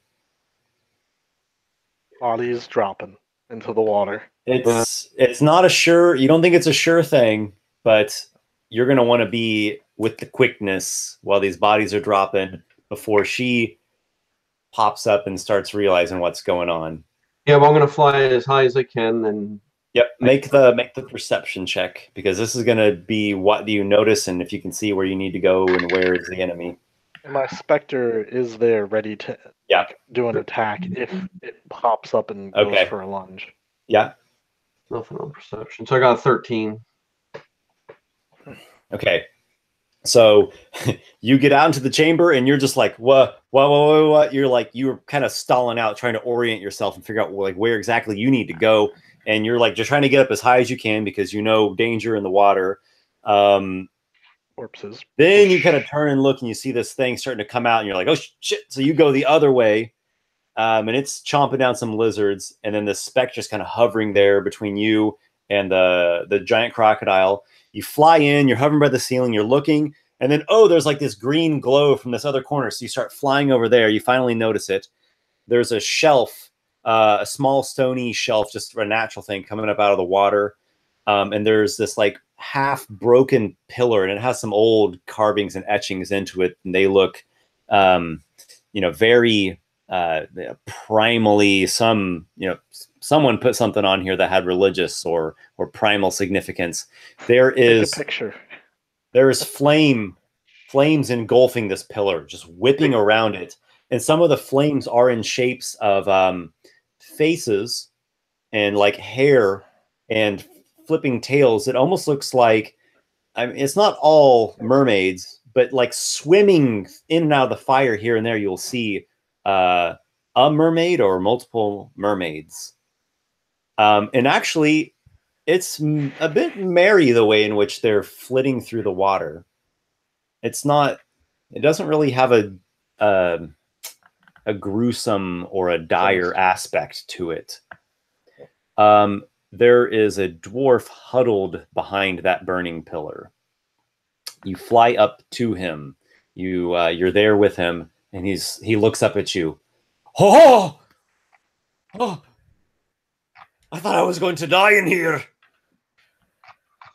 Didn't expect to be saved by an elf.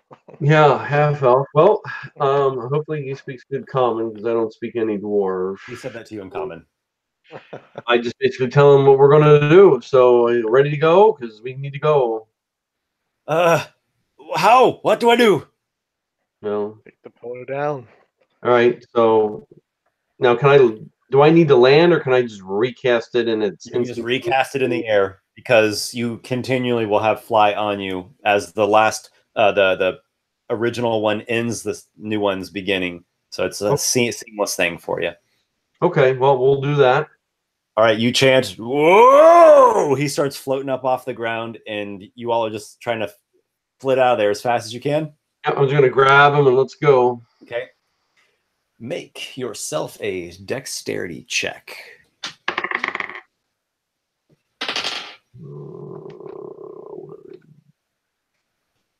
Plus 3 is 14. Okay. I've rolled for him. Now I'm rolling for a different thing. More bodies. Oh! Orgrim just got very, very lucky there.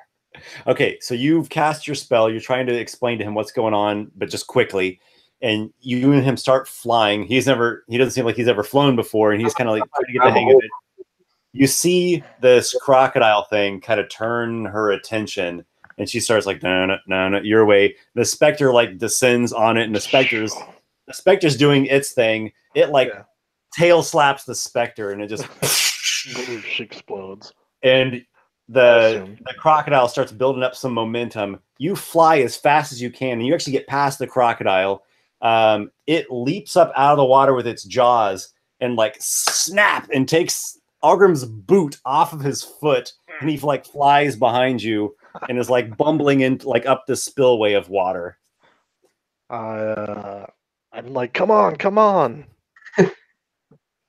And then a body like flies so you're off the edge there. and hits You're there like in the water up in this it was kind of like a ritual chamber where you had the battle, and Ogrim's just like, oh my, give me your hand. I like grab his hand and I'm like, long live the king, dispel magic. No, just kidding.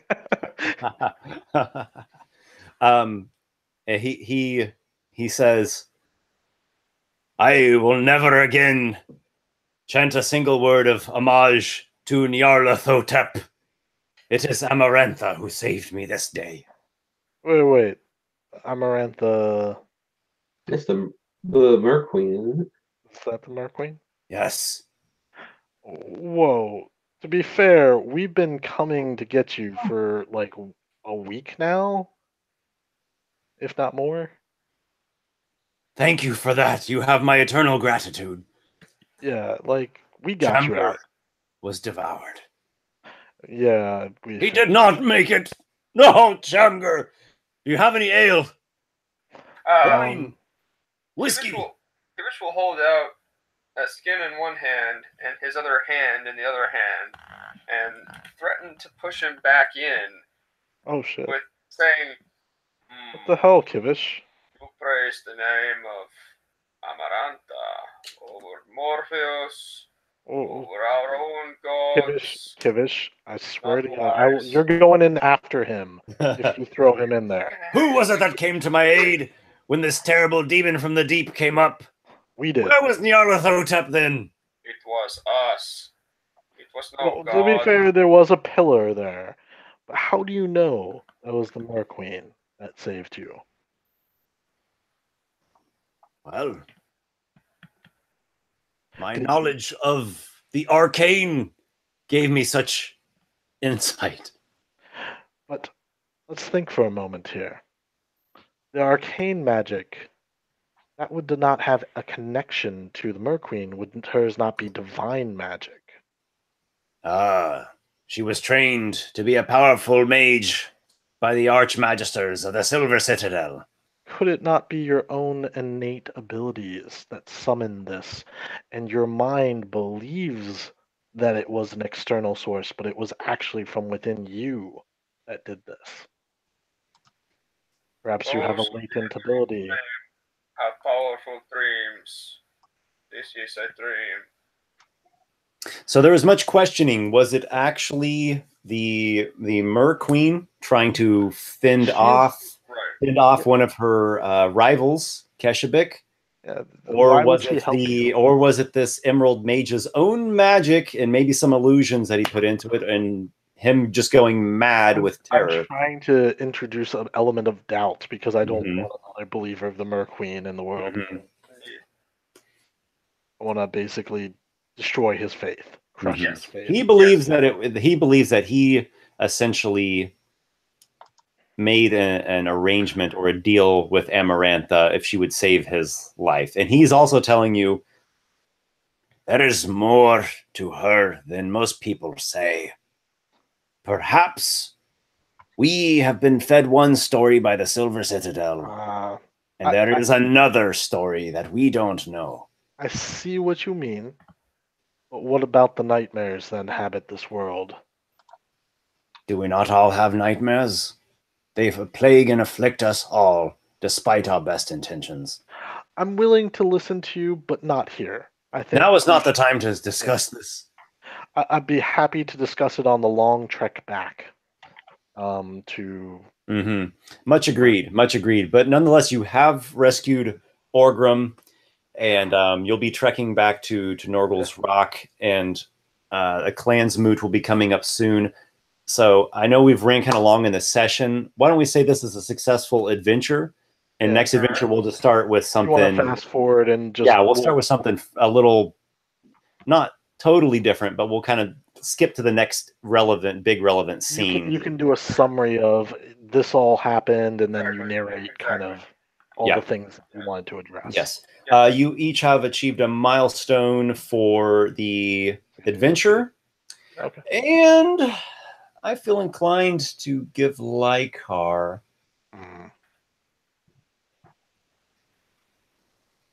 Yes, I'll give Lykarr an additional half milestone. He caught up to Kivish then. Yeah. And I'm gonna have to pull out all the stops to catch up to you guys. So where are we at? Hold on, we're at now. 5.5? Yep. All right.